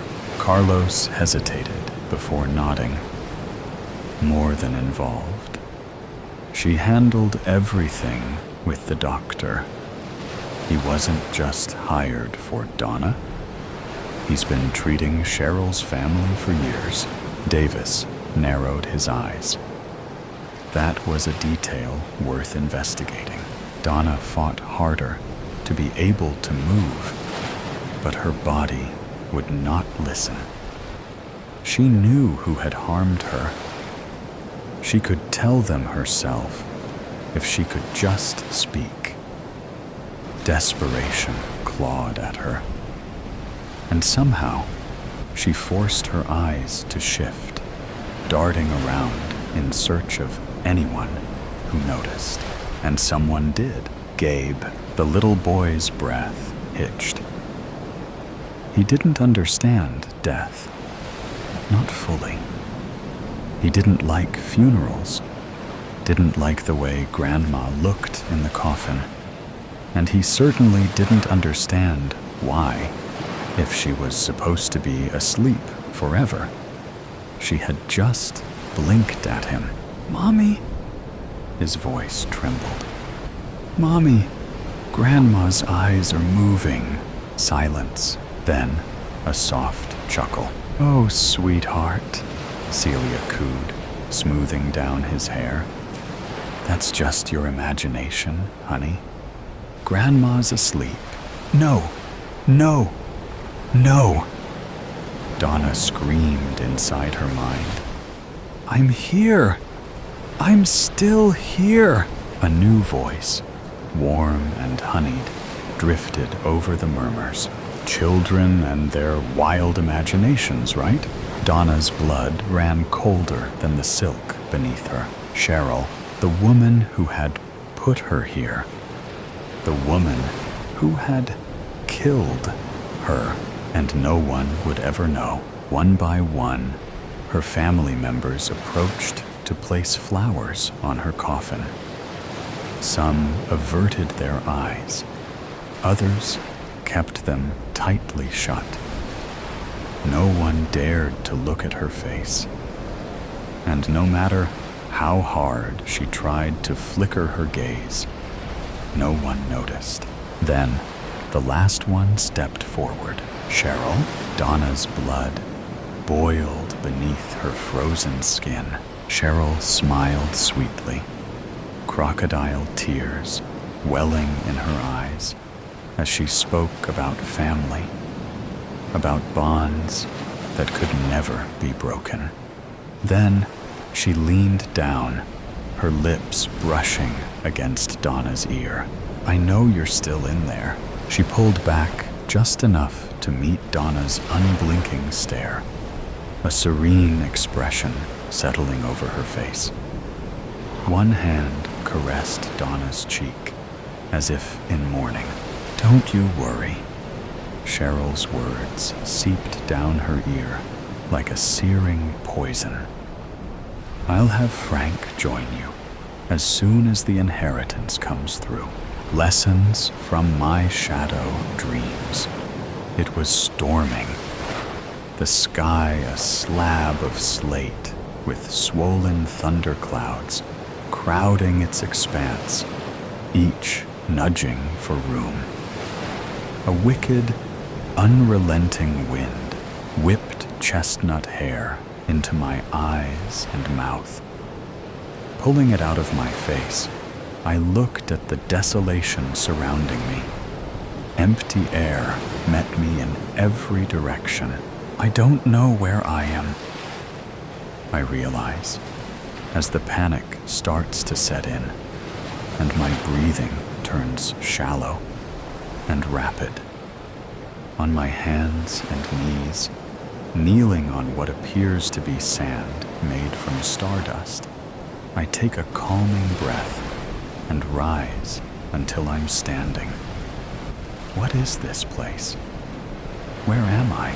The last thing I remember is going to bed, my lids shutting to the lavender of my walls as I slowly drifted off to sleep. Not knowing what else to do, I started walking, and that's when the voices began and the shadows formed. At first, it was small. It was subtle. A whisper here, a mutter there, voices that got louder as I trudged on. I struggled against the wind, hugging my arms to myself, each hand gripping an elbow until my knuckles turned white as chalk. As I walked, the black, star-lit sand at my feet began to rise with the wind, forming shadowy figures that strode alongside me, the overlapping voices tumbling from their open mouths. I watched in morbid fascination, my feet slowing as their dark forms became recognizable, their faces slowly morphing into a colorless version of the faces I know. On my right was my mother, a horrendous, nightmare version of my mother, her blue eyes dark as coal, and her face twisted with malice. What are you doing? Really, Midge? Are you fucking stupid? What's wrong with you? Came from the cavern that was her mouth. My eyes went wide, fear and pain forming as tears that threatened to spill. You're not good enough. Why would I want to touch you? You're not what I want. Came from my left, and my head whipped to see an equally nightmarish version of my ex. At this point, my feet had slowed until I was almost at a complete stop. More and more, figures from both my past and present began to form and dance around me, each hurling their own unique version of verbal awfulness. With each invisible blow, I shrunk until I was crouched on the shifting sand, hands splayed over my face to cover sight and sound. I squeezed my eyes, silently begging for it to end, for the voices and noise and all the venom of the world to stop. Midge, breakfast? I gasped, jolting awake to my mom's voice calling from the kitchen. As reality settled in, a sick dread pooled in my gut at the vague nightmare I'd left behind. It was a bad dream, Midge. Just a bad dream, I mumbled to myself as I rubbed the sleep from my eyes. I tramped downstairs, the thick soles of my boots making loud thuds on each carpet-covered step. I slid into a distressed wooden chair at our equally distressed dining table that doubled as our breakfast nook. As I shoved eggs in my mouth, scrambled just how my mom knows I like it, I thought about our history exam today with rising anxiety. I was not the best at memorizing details, like dates or times, and last night, Amy had another drama round with her douche of a boyfriend. My mom sat across from me, early morning sunlight streaming in from the window sink, sipping coffee from the chipped Mom of the Year mug I got her for Christmas last year, before Dad left. Before it all fell apart, we sat together in silence. She analyzed me over her mug as I finished off my butter-soaked toast. "You okay, honey? You seem stressed," she asked with a slight tilt of her head. I nibbled my toast while staring at my plate, not wanting to admit how egregiously unprepared I was for the day's exam, or the nightmare I'd endured that clung to me like static. It felt like I was seeing reality underwater, my senses warbled and muffled, making everything as impactful as an echo. My mom cleared her throat, snapping me out of my reverie. "Midge?" she asked, her gaze holding concern as lines formed between her dark brows. "I'm okay, just not as ready for my exam today as I'd like to be," I answered simply. The truth was, I wasn't ready at all for anything. My mom pursed her lips and narrowed her eyes, a clear sign she knew I was lying. To be fair, technically, I really was worried about the exam today, but I also was still disturbed by my nightmare, which stuck to me like a dark, immovable shroud.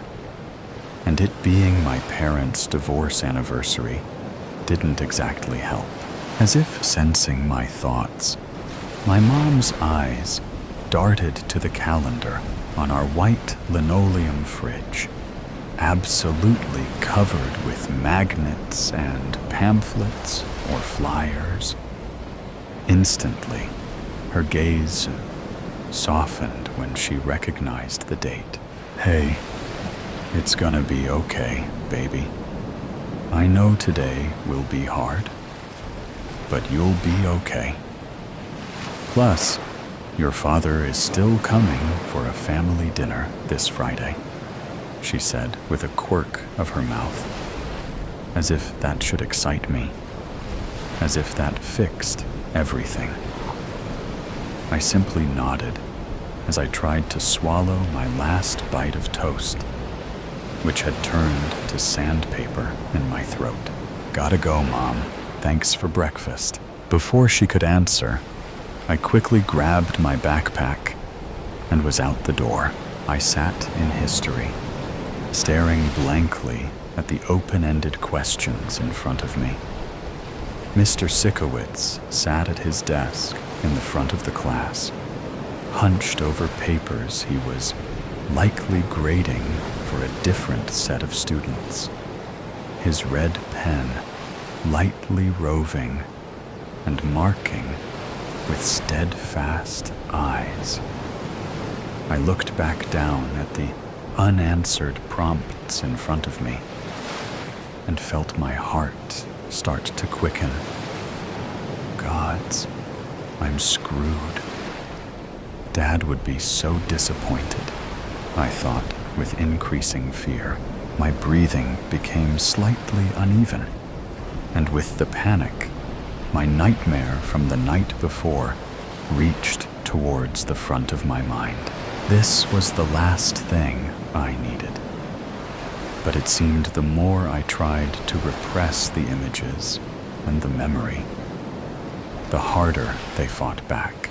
Shadows began to gather at the edge of my vision. That same smoky, starlit sand from the dream clustering along my peripheral. I blinked hard 2 or 3 times while keeping my head down, trying to force this contorted melding out of existence through sheer denial. But to no avail. The darkness stayed, slowly and with threatening dread. The dregs of my nightmare creeped towards my desk until it surrounded me on every side. I briefly darted my eyes around the room, desperate to find some reaction, any recognition from my classmates of the nightmare unfolding. But I was left wanting.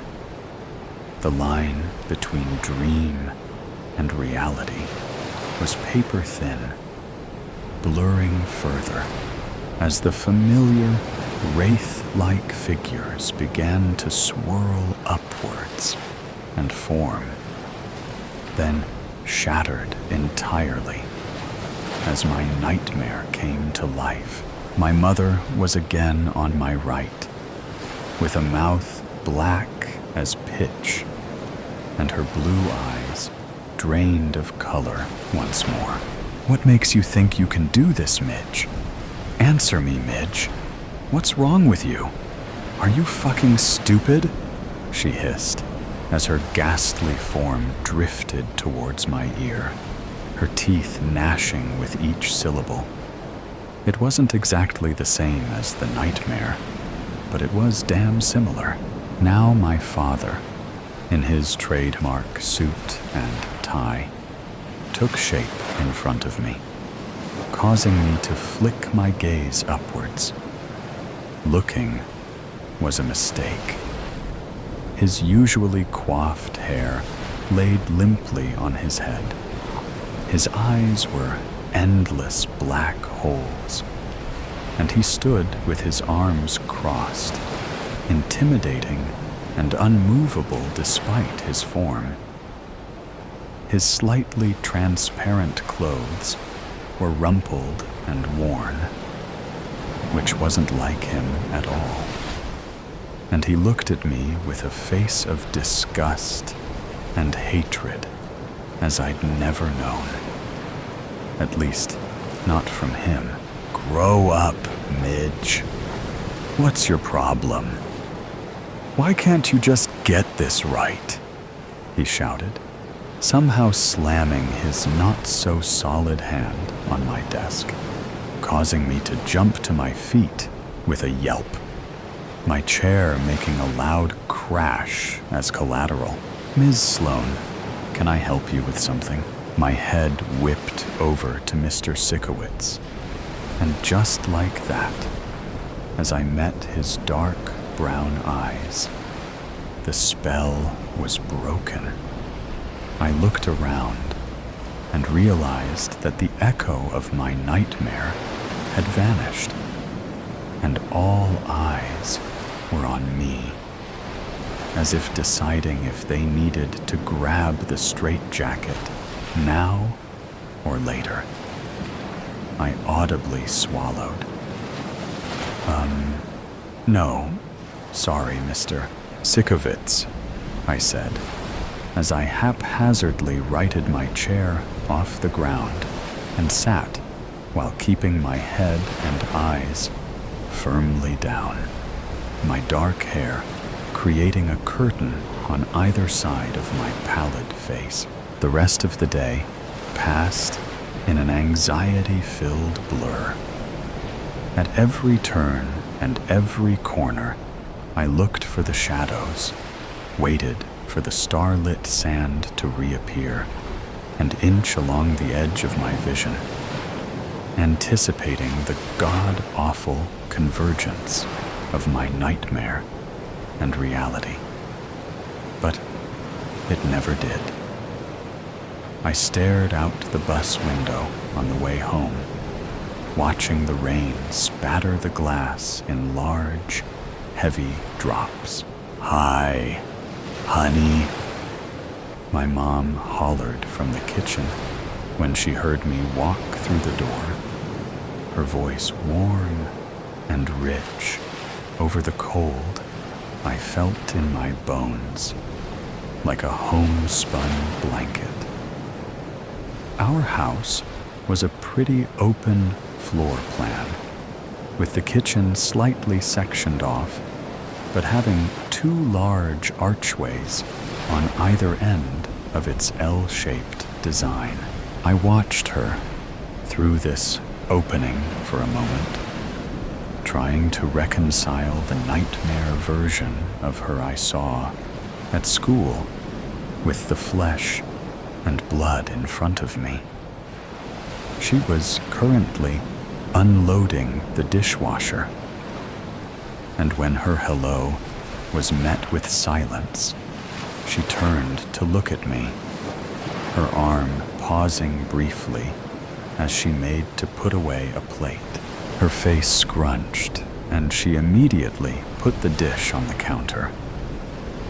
"What's wrong, honey? Did something happen at school?" I tried to speak.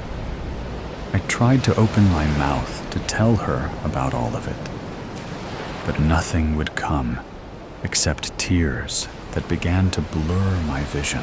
"Oh, honey," my mom said as she strode over to me, crossing the distance in 3 or 4 strides due to her unfairly long legs. I let her hug me, soaked up the feeling of being wrapped in her arms, and for a solid couple of minutes, we stood in the entryway like that.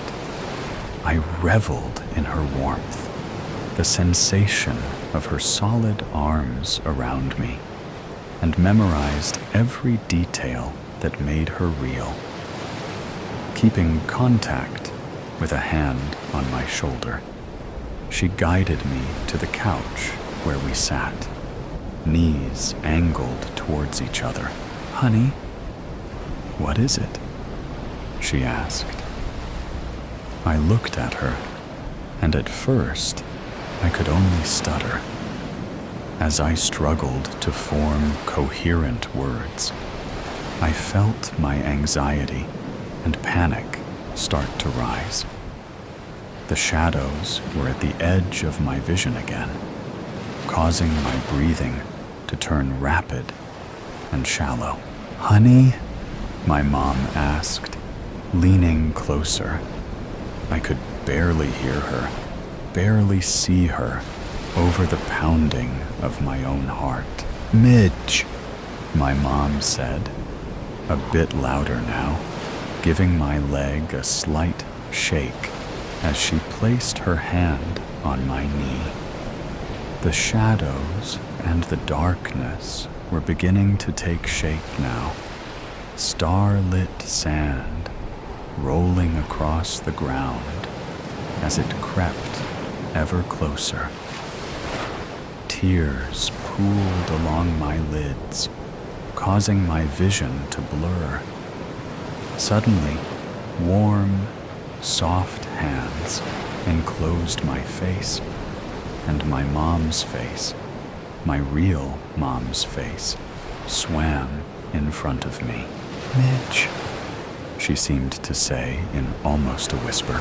"Look at me, look at me," she said, increasing the pressure around my head. "You are not broken, okay? I don't know exactly what you're seeing, but it's not real, okay? I'm real. I'm here," she said, taking the limp hand from my lap and gently placing it over her heart. I felt the softness of her wool sweater under my fingertips, like touching a cloud made of silk. I focused on her eyes, blue, just like they were supposed to be. "Your mom's right here," Midge, right here. Not that ghoulish thing of nightmares, I thought to myself, as the vile shadow, puppeting as her pushed and crowded closer along my peripheral. That's it, baby. I'm right here. Breathe, honey. Breathe with me. Focus on my voice, on my face. I'm right here, she said with a squeeze of my fingers, as she had removed her hands from my head and was now holding my own in her lap, her gaze unwavering. I took a steadying breath. Just breathe, Midge. That's all you have to do. Just breathe. I counted to 10 as I inhaled, and did the same on the exhale as my mom, keeping hold of my hands, did the same. That's it, honey. Breathe. Just breathe. 10 in and 10 out. You can do this. I nodded, and as I expanded my lungs in and out, feeling my pulse start to slow, blessedly, the shadows began to ebb, receding from the edge of my vision. The grotesque, half-formed versions of my loved ones melting and fading away, bit by bit. By about the 5th or 6th of these exercises, the nightmare was all but gone, the shadows having slunk back to whatever hellish mindscape they belonged to. There she is, my mom said with relief, seeing my eyes clear and the panic gone, a slight smile playing on her lips. I crumpled, burying my head into her chest with small sobs. Oh, honey, she let out softly, stroking the top of my head as only a mom can. Has this happened before? She asked gently. I lied, shaking my head slightly as I kept it tucked into the crook of her arm. Gods, her sweater felt like the softest pillow. I soaked up the comfort. Mid, do you know why your father left? I whipped my head up, pushing out of her arms, taken aback by the subject change. Realizing I wasn't going to answer her, she continued, but her face took on a faraway look, as if trying to see through the smog of time to the not-so-distant past. Our family, both the men and the women, have always struggled to master themselves. We have the curse of extreme feeling, of intangible emotions strong enough to drown countries. And for some of us, that leaks into our dreams. And then, sometimes, those dreams, usually the darkest of nightmares, leak into our reality. She shifted her focus back to me and asked with a tilt of her head, "Do you understand what I'm saying, Midge?" "No, not really," I mumbled, swallowing and tucking a loose strand of hair behind my ear. My mom leaned forward, using her thumbs to wipe away my residual tears, and took my hands in hers. "Honey, what were you feeling? What did you see?" she asked, her blue eyes piercing. I don't know," I said, avoiding her gaze. I was sitting in class, trying to take my test, and, well, I wasn't sure of some answers. And then I was thinking about Dad, and I just... I panicked. Then the nightmare started. But no one else could see it. Just me. At this, I raised my head to look at her with wide eyes, searching for answers or preparing for a straitjacket, whichever came first. My mom pursed her lips, seeming to debate how much she should or shouldn't say. I saw the moment she decided to bear all, clear as day. Honey, you were experiencing a moment of extreme emotion, of anxiety and fear, maybe panic. And sometimes those things can make us forget who we are or even where we are.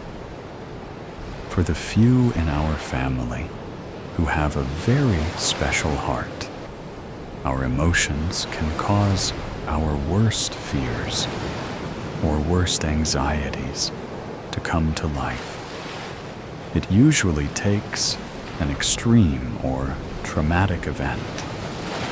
And given today's date, she trailed off, her eyes going distant again. After a moment, with a shake of her head, she returned her attention to me. She made to speak, but I stopped her before she could get a word out. What happened with Dad? I asked.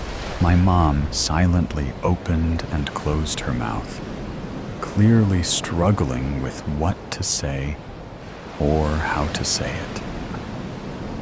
When it happened to me while I was with your father, he thought I had gone half mad.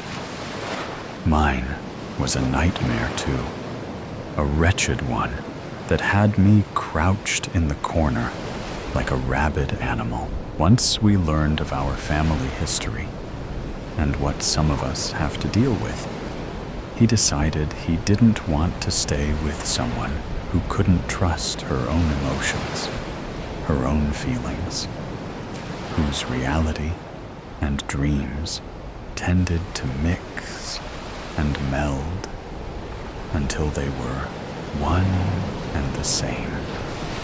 My mom's voice got progressively softer as she spoke, until it was barely above a mere whisper. "I'm so sorry, Mom," I said, taking hold of her hands and squeezing her palms. "That's all right, sweetie," she responded with a grimace, tucking another strand of chocolate brown hair behind my ear. "You know why?" Her eyes twinkled mischievously. My brow scrunched as I tried to find anything good in what had so far transpired, or what I'd been told. "Because," my mom said, clearly seeing I was coming up empty, "it's not just the bad dreams our hearts can bring to life." She smiled, placing a hand upon my cheek, rubbing small circles against my skin with her thumb. "It's the good ones, too. Just another dead girl. Underwater. Trigger warning. Implications of death, violence, and sexual harassment. By the time the fisherman finds me, I will have been dead for 33 hours, 6 minutes, and 29 seconds. 18 hours since the police declared me missing. 15 hours since Zoe told my biology teacher that my tent was empty, that I hadn't returned from the party we'd snuck out to the night before. Careful, quiet, every twig a possible snitch. It was exhilarating, our hearts pounding, the smell of pine and seaweed thick in the air, and the moon a perfectly curved sickle. Zoe held my sweaty hand and didn't let go until we'd passed the tents and joined the others by the lake. The music on someone's phone was turned down just low enough for us to make out Billie Eilish's raspy voice.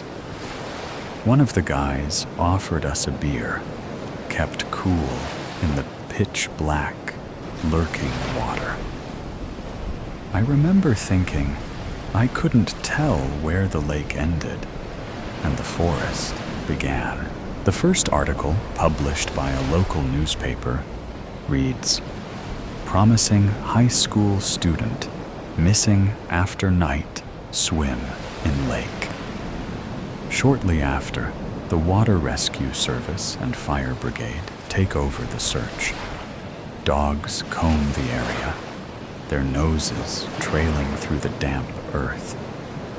A human chain forms, people moving slowly through the woods, eyes scanning for any sign of me. Even a helicopter hovers overhead, its whirring blades slicing through the heavy, charged air. The search drags on for hours, stretching into the twilight. Yet the woods remain silent. The police begin to ask questions. When was she last seen? What was she wearing? Had she been drinking? Did she seem out of character? Angry? Sad? Suicidal? No, no, and no. She was singing. She was dancing. She seemed happy. When the fisherman finds my body, miles away from where I was last seen, certainty sets in. The autopsy reveals a hematoma on my head and purple spots behind my ears. The coroners examine the water in my lungs and confirm that I wasn't dead before entering the water. I died by drowning. My classmates are questioned again. Zoe claims to have left early, while I stayed behind with her twin brother, Tom, who has been in love with me since middle school. Tom's behavior strikes the police as odd. He insists he barely spoke to me, despite people seeing us leave the party together for a few minutes. When my body is examined, traces of Tom's skin are found on my clothes, trapped between the fabric layers. Still, Tom sticks to his story, perhaps because the truth would embarrass him for some reason. Or maybe he's just afraid of the questions that would follow and the scrutiny that might come with them. Tom is right, in the broadest sense. We really only exchanged 3 or 4 sentences that night, but only because Tom's mouth was otherwise occupied with me. I had enjoyed every second of it, and looking back, I wish I'd given him a real chance, but I was too worried about what other people might think. So, as usual, I brushed him off, leaving him to walk away from the party, feeling hurt. Cassandra insists she heard Zoe and me arguing that night, just before Zoe headed back to the campsite. According to her, we were fighting over Tom. Of course she would say that. What else would 2 girls argue about, if not a boy? Cassandra even claims that Zoe pushed me, though Zoe denies it vehemently. She denies discussing Tom at all, insisting it was about something else, something that wouldn't come to light until much later, when our biology teacher became a suspect. But Cassandra holds firm to her version. The thing about Cassandra is that she's always been a shadow.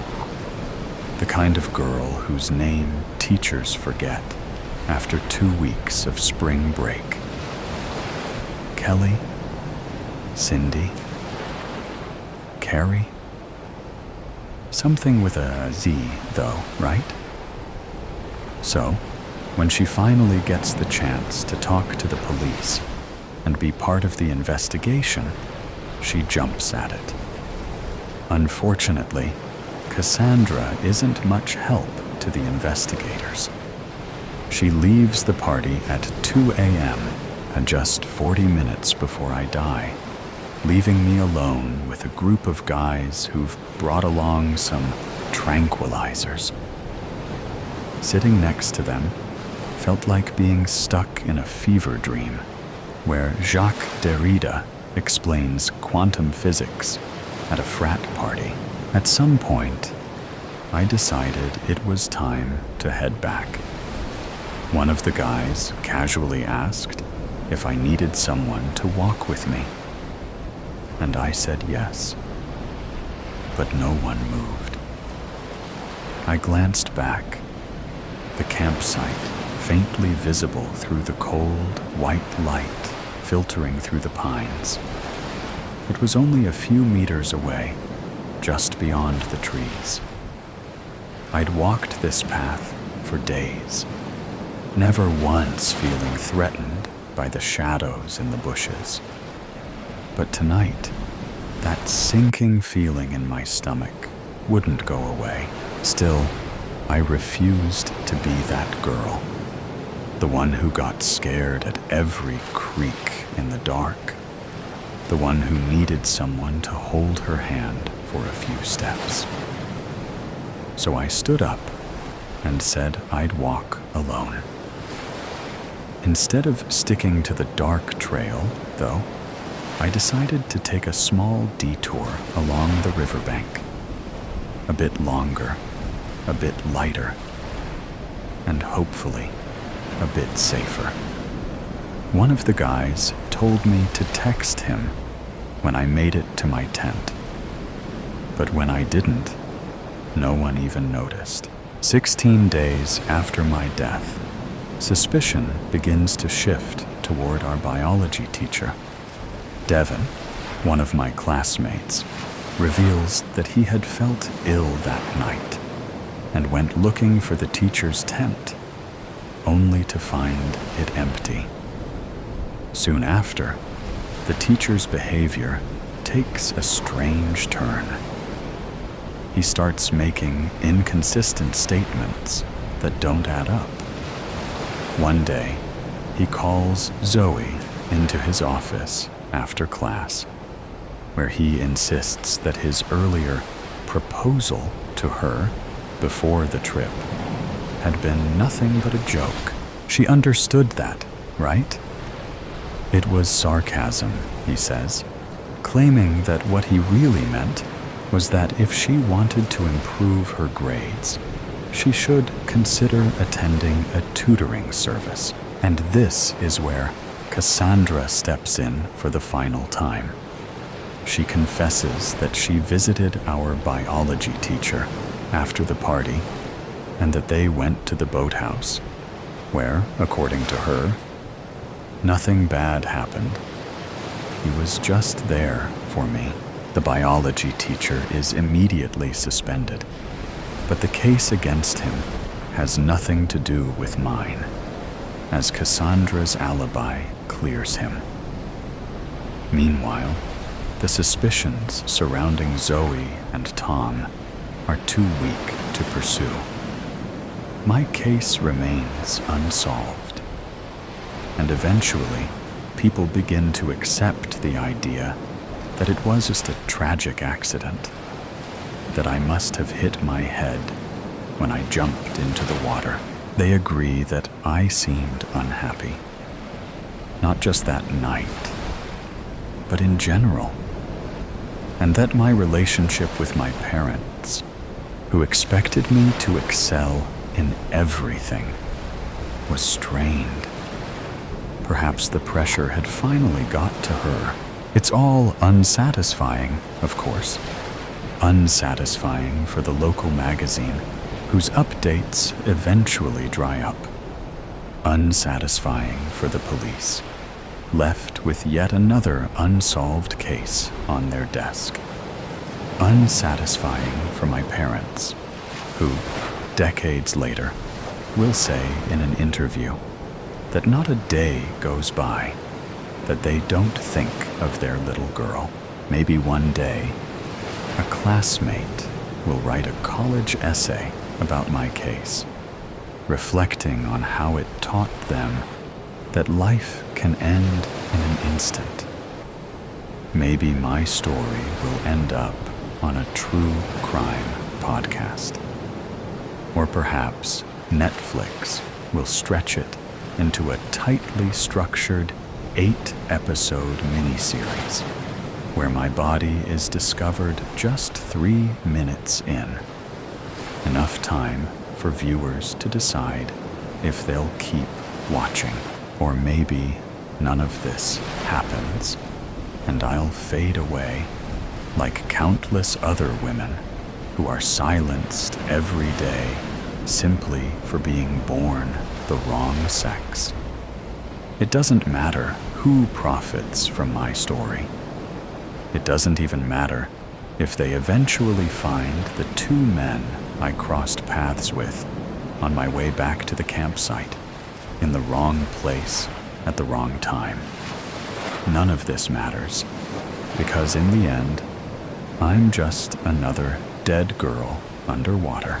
The funeral of Evelyn Warren. The chapel was too quiet. Grace sat in the front row, her hands tightly clenched in her lap.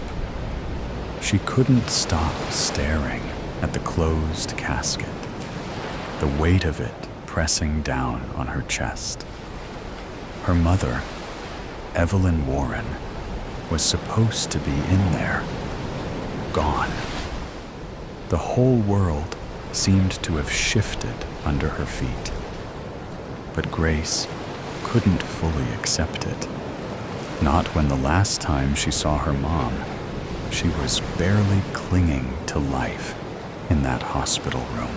The pastor spoke about Evelyn's life, about her kindness, her strength, her love for her family. Grace barely heard him. Her mind kept drifting back to the hospital, the soft beeping of the machines, the moments of whispered conversation between her and the nurses. "She's not going to make it," they'd said, and everyone had gathered around, waiting for the inevitable. But how had they gotten it so wrong? How was she really gone? A door creaked open, faint, but loud enough to break the silence. Grace's eyes snapped up instinctively. The air in the room seemed to change, thickening with something she couldn't place. At first, it was just the soft sound of the door, but then she noticed people in the back of the chapel, turning their heads. It wasn't just the noise. There was something in the way the air shifted, something tense. Something didn't feel right. At first, Grace didn't see anyone. She just heard the door. But then, she caught a glimpse of a figure stepping through, standing still in the doorway. A woman. Her figure barely visible in the dim light. Grace's stomach dropped. The figure was too still, too stiff. She couldn't see her face, just the outline of someone standing there, looking almost out of place. But then, the figure stepped forward. It was a woman, wearing a simple dress, her hair falling loosely, almost wild, around her face. Grace's heart skipped a beat. There was something about the way the woman moved, about the way she stood there, her presence pulling every eye in the room toward her. Something in Grace's gut twisted. She knew that woman. She knew her all too well. Her breath caught in her throat. Grace stood up slowly, her legs shaking. The woman wasn't talking, wasn't even moving, just standing there. But it didn't matter. Grace's eyes were locked onto her, a strange panic flooding her chest. It was like something inside her was telling her this wasn't a mistake. "Mom," Grace whispered, the words barely leaving her mouth. But the woman didn't answer.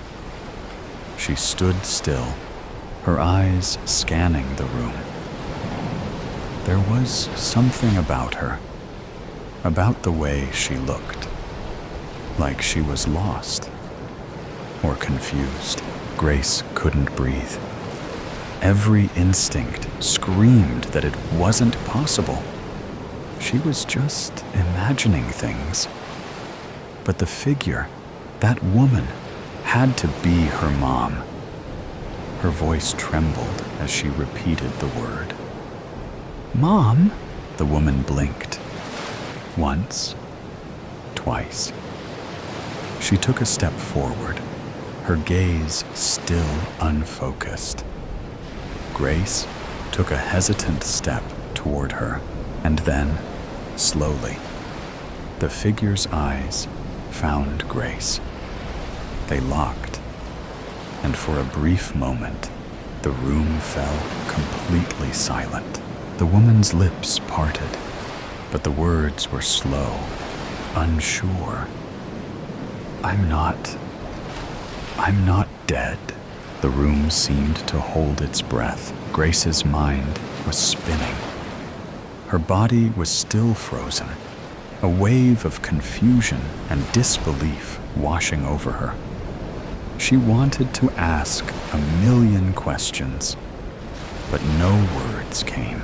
The woman, Evelyn, took another step forward, her face pale, her expression distant, as if she were struggling to remember why she was here. "I didn't die," she whispered again, almost to herself, before her eyes finally met Grace's. "I'm not dead." Grace's mouth went dry. Her hands shook. Her mom, standing there, alive, and looking like she hadn't just been on the brink of death. It didn't make sense. She couldn't make sense of it. Not when she had just signed the papers hours ago. Not when she had seen the doctor shake his head. Not when the nurses had told her it was over. She took a step closer, her heart racing. "Mom? How are you? What's going on?" Evelyn's eyes were distant, like she was still trying to piece everything together. "I don't know, Grace," she said, her voice low, almost trembling. "I don't know. I was in the hospital, and then I woke up somewhere. I don't remember how or why. It doesn't make sense." Grace felt the floor beneath her shift. It wasn't just her confusion anymore. The whole room was holding its breath. The whispers around her, the people shifting in their seats.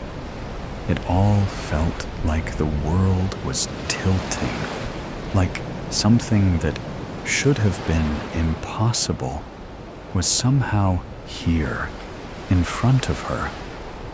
Her mother was here, alive, but no one knew why. A voice broke through the silence, sharp and incredulous. "What do you mean you woke up somewhere?" It was Mark, Evelyn's husband, standing at the back. His voice was trembling, but it was louder than the rest. "How could you just wake up? You were dead, Evelyn." Evelyn turned slowly toward him, her gaze steady but tired. "I don't know what they told you, Mark," she said, each word heavy. "I don't know what happened, but I'm not dead. I'm standing here. I'm alive." Mark shook his head, his face pale, his hands clenched by his sides. "This doesn't make sense. I saw them roll you out. I saw them." His voice broke for a moment. "I thought we were done. I thought I was burying you today." People exchanged uncertain looks, some beginning to stand, others shrinking back into their seats. Everything had been turned upside down in an instant. Grace's mind was racing. "But the hospital, the machines, Her voice faltered, as if the words themselves were too heavy. "I was there, Mom. I saw you. I told you I loved you. She couldn't finish.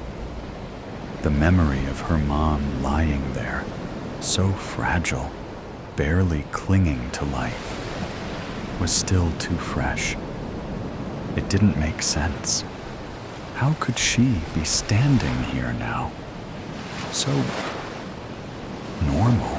Evelyn stepped closer, but there was no comfort in it.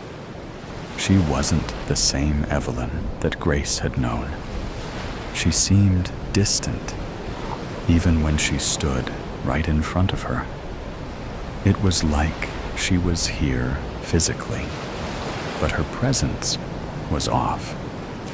She looked like someone trying to remember who they used to be. "I don't know why they told you that," Evelyn said softly. "I don't know what happened, but I swear to you, Grace, I wasn't dead. I didn't die, but we were all told you were gone," Grace whispered, her voice cracking. "Why didn't you come to us?" "I couldn't, Grace. I don't know what happened, but I couldn't remember how to get back. Everything felt so strange, like I was still in the hospital, like I wasn't allowed to leave." Grace couldn't breathe. None of this was making sense. "I need answers," Mark said, taking a few quick steps toward Evelyn, his face twisted with disbelief. "You don't just get to show up after we've all mourned you, after we've buried you, and say you're fine. I heard them tell me you were gone." His voice was sharp, raw. "What is this? Some kind of joke?" "I'm not joking, Mark," Evelyn said, her tone suddenly hard, but there was a weariness behind it. "I'm not here to hurt anyone. I'm not here to confuse you. I'm just telling you the truth. I don't know what happened, but I'm not dead." The room was silent again, the weight of her words hanging in the air. Grace wanted to scream, to shake her mom and demand answers, but she could only stand there, frozen. The casket behind her, her mother's casket, was a cruel reminder of everything that was supposed to be real, of everything that wasn't. "Maybe you should sit down," someone whispered from the back. Grace couldn't tell who it was. Evelyn's eyes flickered around the room, scanning the faces. And for the first time since she entered, she seemed to register how many people were watching. Some were looking at her in disbelief, others in fear, unsure of whether they should approach or retreat. "I'm not trying to hurt anyone," Evelyn repeated, her voice quieter now, though there was something like sorrow in her tone. "But I can't explain this. I don't understand it. I don't understand how I'm standing here, either. I don't understand any of this." Grace felt tears threaten to spill, but she fought them back. The world was too heavy. It felt like her brain couldn't catch up with what was happening. The way her mother looked, alive, but not the same, was like a dream, like something she'd imagined in her worst nightmare. And yet, here she was, in front of them, breathing, standing, alive. "I'm sorry," Evelyn said, her voice barely audible. "I'm sorry I wasn't there. I don't know what happened. But I'm here now." Grace, standing there, couldn't shake the feeling that the answers weren't going to come easy. And maybe they never would. Santa, the Hitman, the hospice smells like antiseptic and failed dreams. A Christmas-themed air freshener dangles from the IV stand, swaying in time with my father's mechanical wheezing. It smells like cinnamon and regret. The fluorescent lights hum, drowning out the morphine's slow drip. "Hi, I'm the man who never amounted to anything. The trophyless disappointment. If life is a race, I'm the guy who tripped in the first 10 feet and never got back up. 35 years old, still renting, and my most significant contribution to society is a viral video of me accidentally setting fire to a microwave burrito. That's me, proud owner of a pile of unwashed dishes and a credit score so low it could run for public office. I sit slouched in this corner, watching my dad suck on life like it's a particularly stubborn milkshake. He's enormous. Round face, round belly, round everything. A human snowman, melted into a hospice bed. The kind of guy who built his whole life on being likable. For 30 years, he played Santa Claus at the mall. Not just any Santa, mind you. He was the Santa, the one people drove 4 counties over to see. His face still pops up on Christmas cards across the Midwest. A local legend, a walking, jolly Norman Rockwell painting. And me? I'm the guy who gave him a $10 Amazon gift card for Christmas. You'd think that's why he's dying. The look he gave me when he opened it. He beckons me closer, his hand shaking like a rusty wind-up toy. "Come here, kiddo," Yeah, sure, I say, dragging the chair closer. It screeches against the linoleum, like its legs are fighting with the floor. What is it this time? Another story about how you single-handedly saved Christmas at the mall in '93. His laugh comes out like a wheeze caught in a blender. Then he stops, face turning deadly serious, eyes boring into mine. I've got a confession, kiddo. Something big. I lean back. Here we go again. Oh, great. Did you save Christmas again? He laughs, shakes his head. His smile, faint but still there, cracks like old plaster. No. Listen to me, kiddo. I killed people. I was a hitman. The words hit me like a sucker punch to the ribs. His eyes twinkle with something far from Christmas cheer. For a second, I couldn't breathe. Not because I believed him, but because some part of me wanted to. Like, even in death, Dad had to be bigger than life. Then the ridiculousness hit me, and I laughed. Hard. Too hard. Jesus, Dad. Did the morphine knock your last screw loose? You don't think a guy with fake snow in his eyebrows could carry out a clean kill? Do you?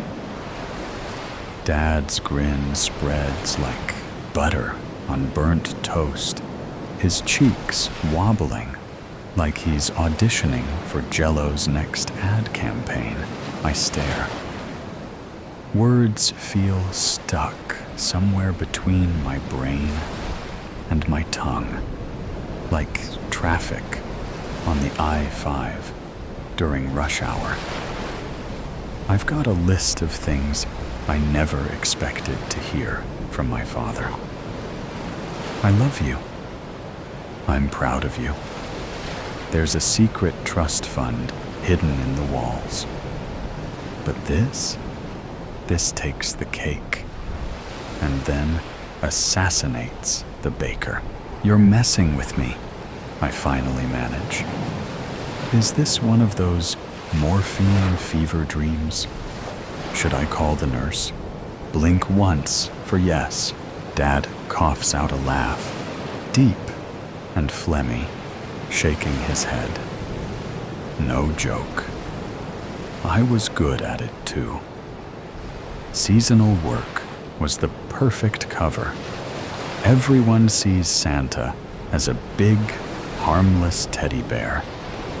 No one suspects Santa Claus of carrying a 9mm Glock. I blink. Hard. He's lost it. The man's gone off the deep end, dragged the Christmas tree, the reindeer, and the inflatable snowman with him. I had a code, he says, his voice dropping to a low rasp, like he's auditioning for The Godfather. Never moms, never kids, and no one who liked Christmas. I rub my temples. So you're telling me all those business trips to Reno weren't about fixing mall contracts? Nope. He pops the P like he's proud. They were about fixing people. Your old man was a regular Mr. Clean. And you expect me to believe this? He leans forward, a Herculean effort given his state. Remember the upstairs neighbor at our old place?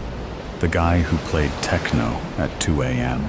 I nod slowly, stomach sinking. You said he moved. I moved him. His grin widens. To a landfill. permanently. You're not serious, I whisper, but my voice cracks. Oh God, he's serious. Go to my apartment and look for a box labeled Santa's Naughty List, top shelf of my closet. See for yourself. I'm halfway to the door when the heart monitor gives up.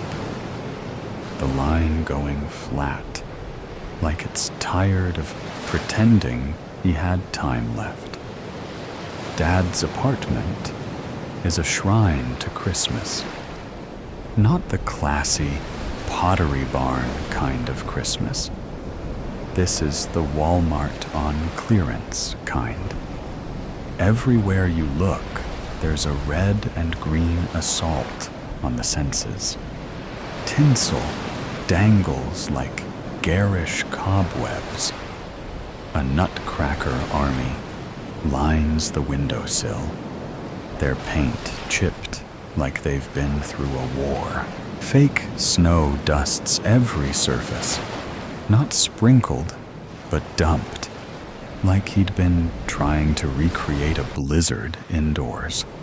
I kick a pile of it near the couch. It puffs up, glittering. The closet, though, that's where things get creepy.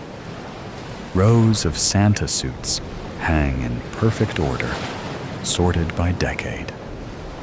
The 80s suits are polyester atrocities, faded red like tomato soup left in the sun. The newer ones are lush, rich velvets. There's even a Santa pimp cane leaning in the corner. Because, of course, there is. And the smell? That weird mothball meets candy cane funk. It clings to your clothes, gets in your hair. I'd need 3 showers and a priest to feel clean again. That's when I see it. A box on the top shelf, labeled in Sharpie, Santa's Naughty List. My stomach drops. No way that this is real. No way. The box creaks as I pull it down. Years of dust exploding in my face. Inside, the first thing I see is a pair of cracked glasses. Thick, Coke bottle lenses, scratched to hell. Still smeared with something. A fingerprint, maybe. Or worse. Intrigued, I pick them up gingerly, like they might bite. It had a Christmas gift tag hanging from it, reading, "The neighbor who played ABBA on repeat." Next, there's a gold wedding ring, heavy, engraved with "Forever Denise." This one has tag dangling from it that reads, "Hired by Denise to take care of her abusive, cheating husband." She gave me fresh baked cookies, still warm from the oven, too. The box bulged with trophies, Christmas tags swinging off them like tiny glittery alibis. At the bottom, a mall Santa hat, its white fur trim stiff and crusted with something dark brown. Blood? Hot chocolate? Both? My hand hovers over it, like touching. It might connect me to him, but I jerk back. My heart pounds in my ears. This is insane. This is nuts. This is impressive. Turns out, Dad wasn't just a professional at making kids smile. He was a professional at making people disappear. The thing about secrets is they're sticky. Once you hear one, it clings to you like gum on a shoe, no matter how much you scrape. Dad's confession isn't just sticking, it's metastasizing. The more I think about it, the more I see his life wasn't two separate halves. Santa and Hitman, jolly old saint and silent assassin. It's all the same guy. And now, I'm the one holding the bag. He's dead. The town's favorite. Mall. Santa. Gone to that big workshop in the sky. Kids will cry when they hear. Some mom will bring them to the mall next week, hoping to see his stupid, twinkly eyes and hear his gravelly laugh. Instead, they'll get some substitute in a cheap suit, the kind who smells like whiskey and regret. That'll be Dad's legacy. A hole in the lives of every snot-nosed kid who sat on his lap, unless I tell the truth. If I do, it won't be crying kids. No. The whole town will lose its collective mind. Imagine this headline. Breaking news. Killer. Kringle caught dead. The local paper will have a field day. They'll dig up every photo of him, grinning in his red suit, surrounded by smiling children, and slap it next to words like murderer in bold block letters. The tabloids will pick it up. Every dumb podcaster with a microphone will start calling him the Silent Santa Slayer. And me? I'll be the idiot who ruined Christmas for the whole town. The funeral smelled like peppermint and formaldehyde. Someone decided Dad's last ride should look like an after-Christmas clearance aisle. Red and white draped the lid, as if trying to sugarcoat the whole thing. And of course, the mall workers showed up in elf hats, because nothing says, "We respect your dead father," like polyester and jingling bells. The service started with a speech from Jerry, the guy who managed the mall. Jerry had a voice like a dying accordion and the charisma of wet cardboard, but he tried. He wasn't just Santa, Jerry said, his words wobbling. He was Christmas. He saved Christmas. Saved it? Like he pulled Christmas from a burning building? You mean he sat in a chair for 8 hours a day while toddlers screamed in his face? Then came the slideshow. Dad with kids. Dad shaking hands. Dad eating cookies that probably came with handwritten death requests. And now it was my turn. I stepped up to the podium, clutching my notes. My palms were slick, my mouth dry. Every eyeball in the room locked onto me like I was the halftime show. Here lies Santa, the town legend. And here comes his loser kid, fumbling for words. I cleared my throat. Dad was unforgettable, a safe start. Too safe. My hands shook. I glanced down at my notes, then up at the crowd. Their faces blurred. My brain buzzed because, my voice cracked. He was Santa. And a hitman. The room froze. A collective gasp sucked all the air out. Then Jerry laughed.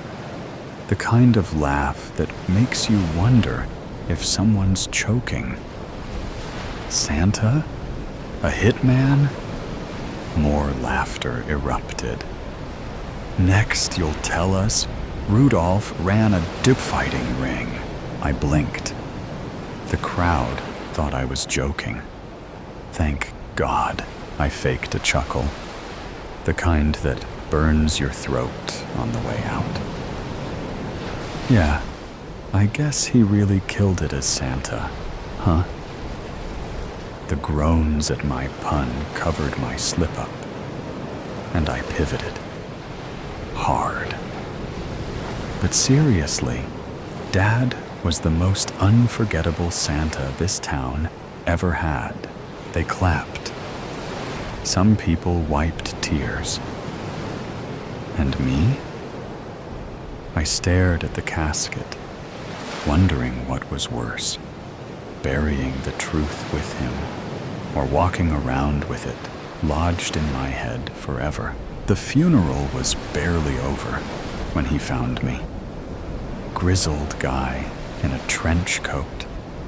The kind of face that looks like it's been carved out of driftwood. He shook my hand, his grip hard and dry, and said he knew my dad. Frankie, he said, like I should already know who he was. An old associate of your dad's. Associate? What kind of associate? Did Santa have a union? A reindeer mafia? Sorry for your loss, Frankie said, not sounding sorry at all. Your dad was a legend, one of the best in the biz. The biz? I asked, the words tasting like sewer milk. Frankie smirked, like I'd just failed some kind of test. He opened his trench coat, not for a gun, or a bomb, or a flashing incident, but for a business card. The font was a little too cheerful, a little too Comic Sans for what it said. Kringle and Associates. Holiday solutions for your problems. I stared at it like it might bite me. This is a joke, right? Frankie leaned in, breath heavy with something cheap and lethal. Your dad wasn't the only one, he said, his voice like gravel, rolled in honey. He pulled a candy cane from his pocket, twisting it between his fingers. Seasonal work. It's got its advantages. Keeps things clean. He paused, watching me, waiting, like there was something I was supposed to say. It's the perfect cover. Frankie smiled, teeth yellowed like a dog just pissed in the snow. He straightened up, sliding his hands into his coat. Your dad always said you'd make a great Santa. You've got the look. My dad spent my whole life teaching me things I didn't realize were lessons. How to lie with a smile. How to disappear in a crowd. How to keep secrets. I always thought he was preparing me for life, but maybe he was just preparing me for this. Frankie's words hung in the air like cigarette smoke, clinging to my skin. I opened my mouth, but nothing came out. Frankie tipped an imaginary hat and walked away, disappearing into the kind of fog that makes you doubt he was ever really there. I looked at the card again, the words staring back like a dare. Kringle and Associates. Dad always said to find a job that suits you. But some jobs find you. In the distance, I heard bells, maybe wind chimes, maybe the Salvation Army guy packing up. Who knows? What I do know is that I hate kids. I love cookies, and I could probably pull off the beard. So today's story has come to an end. Or perhaps it never really ended. There are mysteries still there, questions still unanswered, and sometimes things that seem to only exist in stories can creep into reality in unexpected ways. Are you sure that when you turn off the sound, everything around you will still be normal as before? Or is there something watching you?